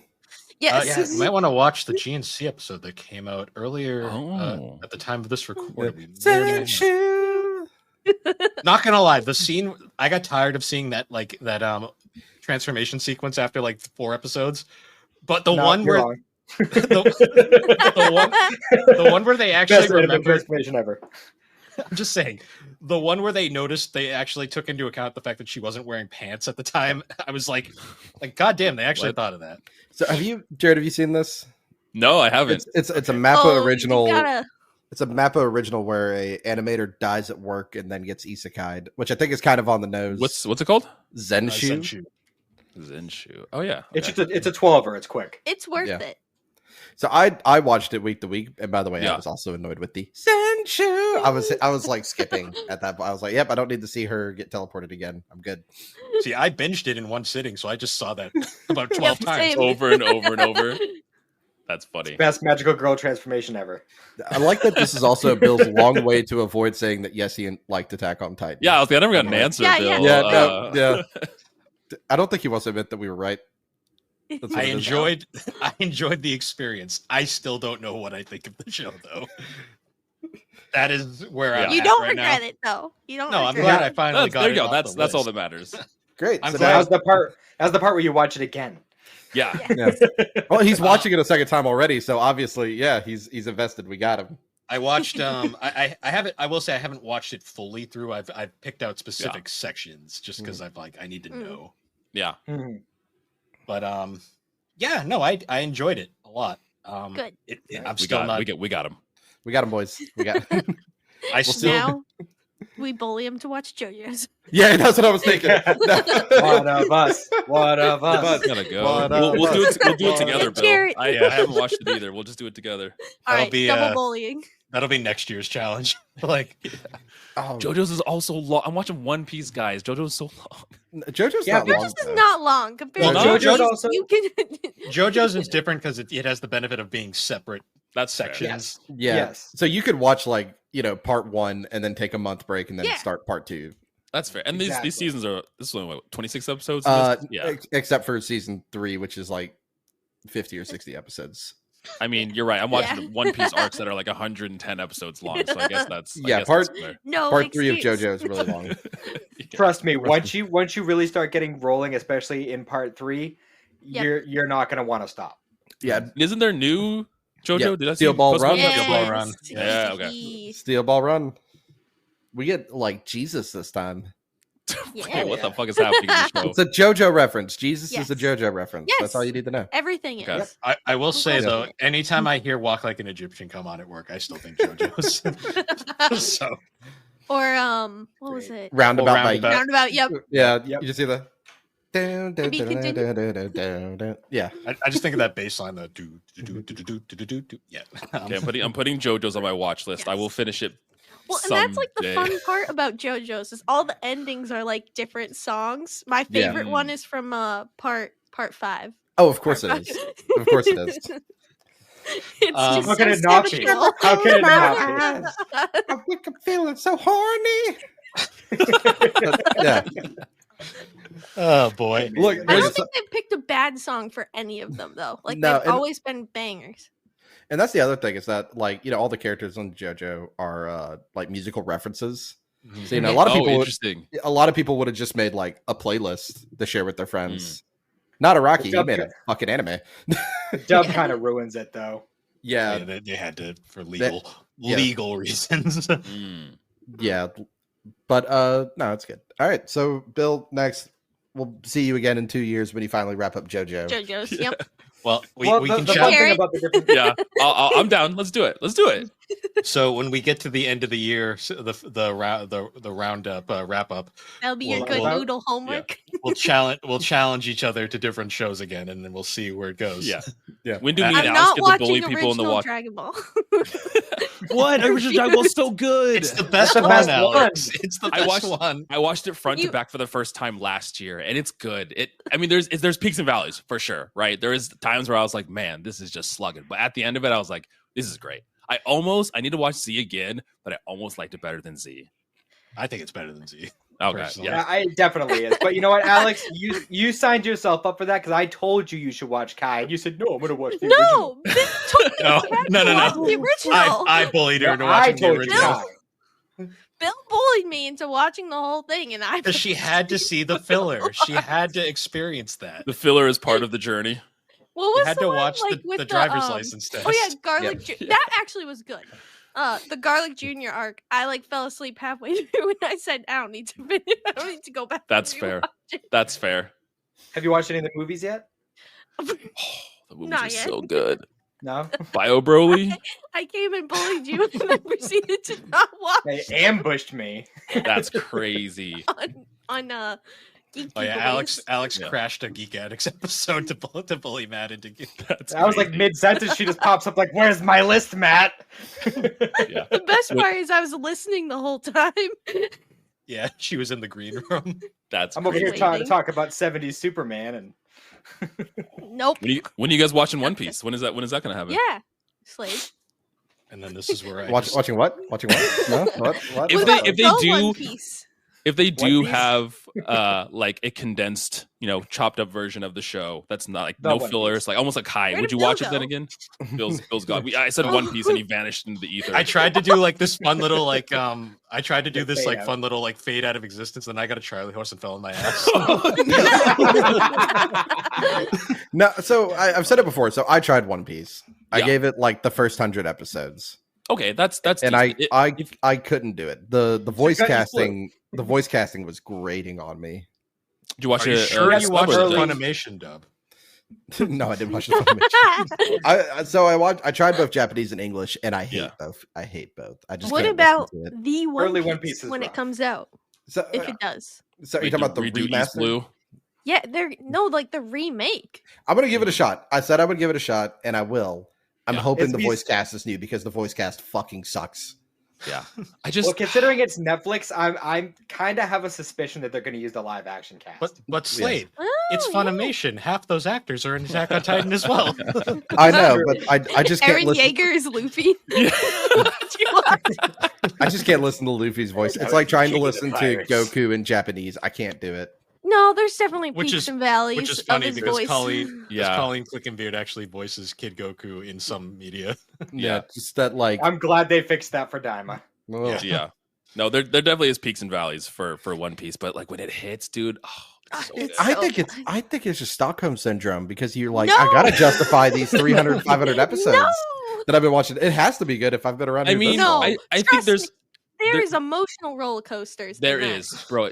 I want you to watch Water 7, get to that arc. That arc's Water really 7, good. The Summit War. Summit War is really good too. Look, you just got to get to episode 250 and then it gets good. yeah. When I hear that versus But even- like, Even like Attack the on arcs Titan that here. people don't think are as good, like Skypiea, like a lot of people hate on it, but it I is love really good. Skypiea. I know Yeah. so many people hate it, and I'm like, why? but see, you're talking about these arcs that are so far away. But if I said, hey, Skypiea's not that far away. oh, how far away is it? I think it's Oh. hundreds. Yeah, I think Yeah. it's, it's a little Yeah, after. Yeah, that's a good far away. But versus like, hey, go watch. Where you're like, hey, take go it watch off the Attack on screen. Titan. If you don't like it by episode 6, that's fine. Yeah. I mean, Slade, there's for sure some validity to it too, because yeah. I'm like, I am liking it, but it's also like, man, I spent this much time, I have to finish it. Like, I can't not. See, finish That's it. what happens. Yeah. That's what happens to you, One Piece I've already people. spent- I've No, already spent this I much. You haven't tried got to to watch Wano it. yet, right? I have not got to Wano yet. See, no. once you get to Wano, it's. a I'm good scared time. because Wano's the longest arc. And you see how far away It's that is. worth It's my every point. second. Wano is like as long as Dragon Ball Z. That's Yeah. crazy. And Man, I thought like, Dressrosa literally. was long. I love but Dressrosa, the though. payoff Yeah. of Wano is so worth it, though. Oh yeah, no, I'm hyped for it. I'm ready. It's Yeah. just it's gonna take me a minute. And Honestly, then you like, get into the I next arc, which tried- was really fun. Me Oh, and yeah. Slade I- are just here like, I tried to watch One Yep. Piece years ago and I just couldn't do it. I had to read it first and then I was able to watch it. Mm. So maybe you should read it, Slade I can't read. Bill. Sorry. I can't read. I don't know how I to read. can't read. Jumps on you. I can't read. I mean, if Bill? you guys want, you can all just watch Inuyasha. It's quick, it's simple. True. Yeah, it's cool. I put Yu Yu Hakusho on my list because I never front to back Yeah. finished that, and I really What? want to watch Yu Yu That's- Hakusho. Oh, That's doing the same yourself for a me. disservice. I need Yeah. to do that in Inuyasha, like just front to back, like because I remember watching it on a Adult Swim Yeah. when I was Same. a kid. Yeah. Like I got up enjoying at it. 5 a.m. to watch Inuyasha every morning. Bill, Yeah. Bill, I have a question. You know what's What? What are you drinking? We're not doing this today. Why not? we're long past that part. Bill? You missed the water bottle. That's in missed- the beginning of you the missed the mark. episode. I know. You missed it. Yeah. Cut me up, Bill. We still have time. What are you drinking? Do we? Bill? We're 2.5 hours in, Alex. Bill, what are you drinking? No, that's the What the wrong hell? music. That's You know the what's wrong really music. funny about that? The You know what's water really bottle. funny about that? I just re-listened to the Ghibli episode you guys did, Oh, where you lost your shit because of Slade, who wasn't even in the episode, and the clown music. Or Rick was just sitting there like he didn't no idea what was going Sometimes, on. like something gets in your brain and it just won't leave, and you gotta laugh. You know, that's all I could think of. I don't know why. Bill just fast forwards you trying to explain it, but you just couldn't get it out. I didn't actually fast forward her. I pitch shifted her up so she just talked faster. So that was Or actually wow, that was real time speed. Jesus Christ! I'm sorry. But But what are you drinking?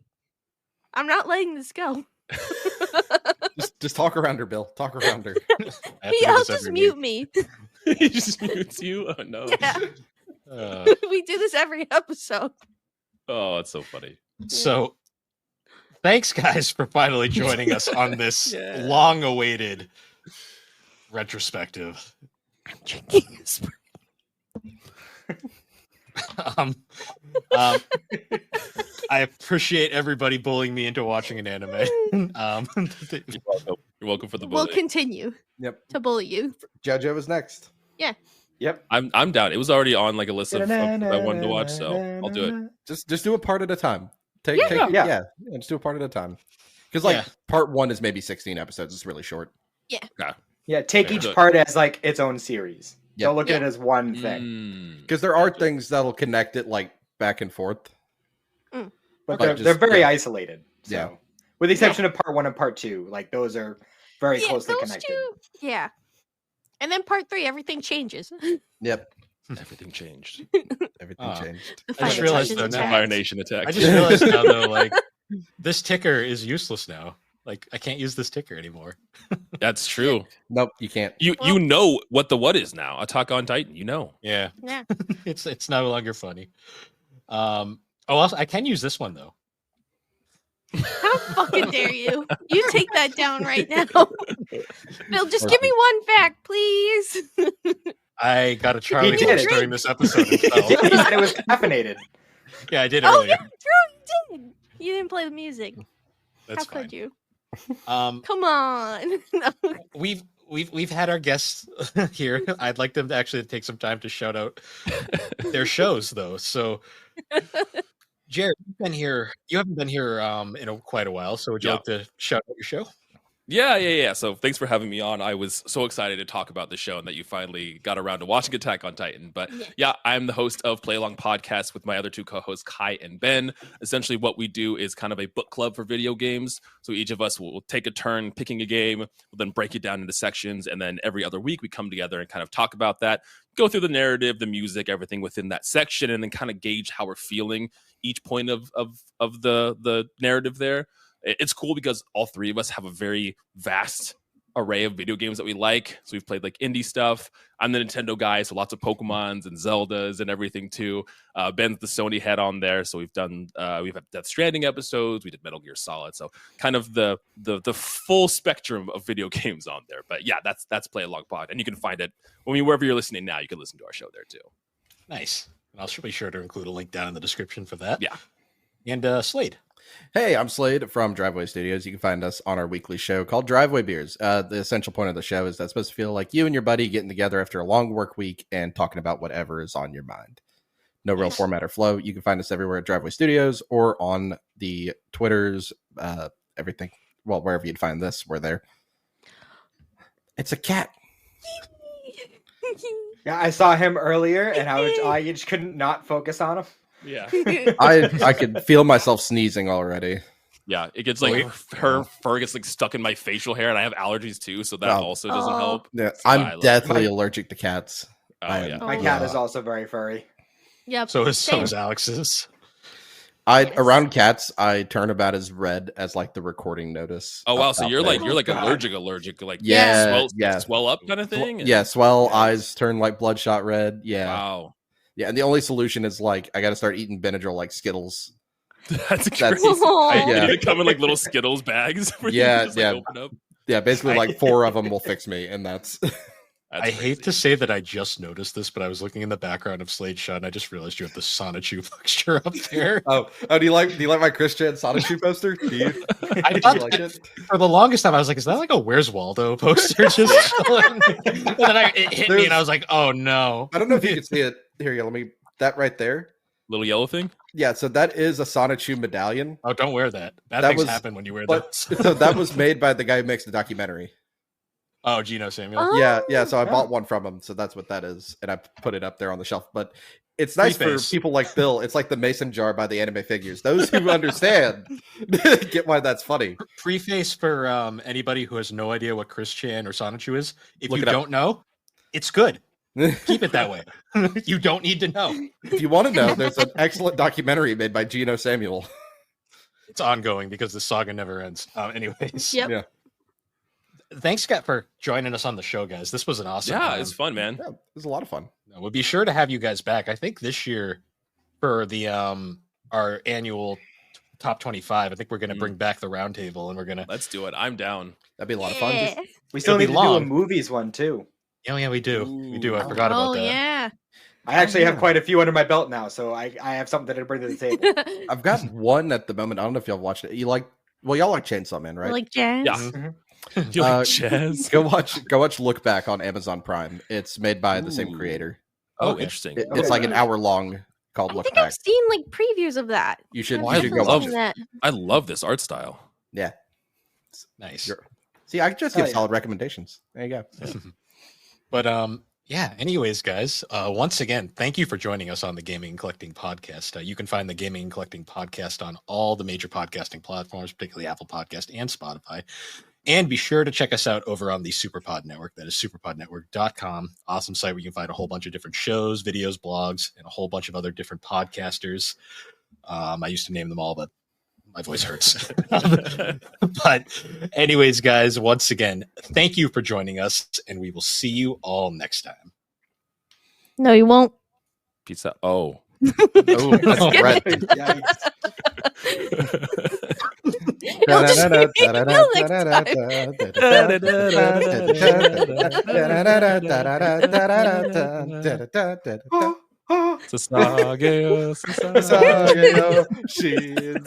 Sasage, I'm drinking a Sprite today. It's lemon.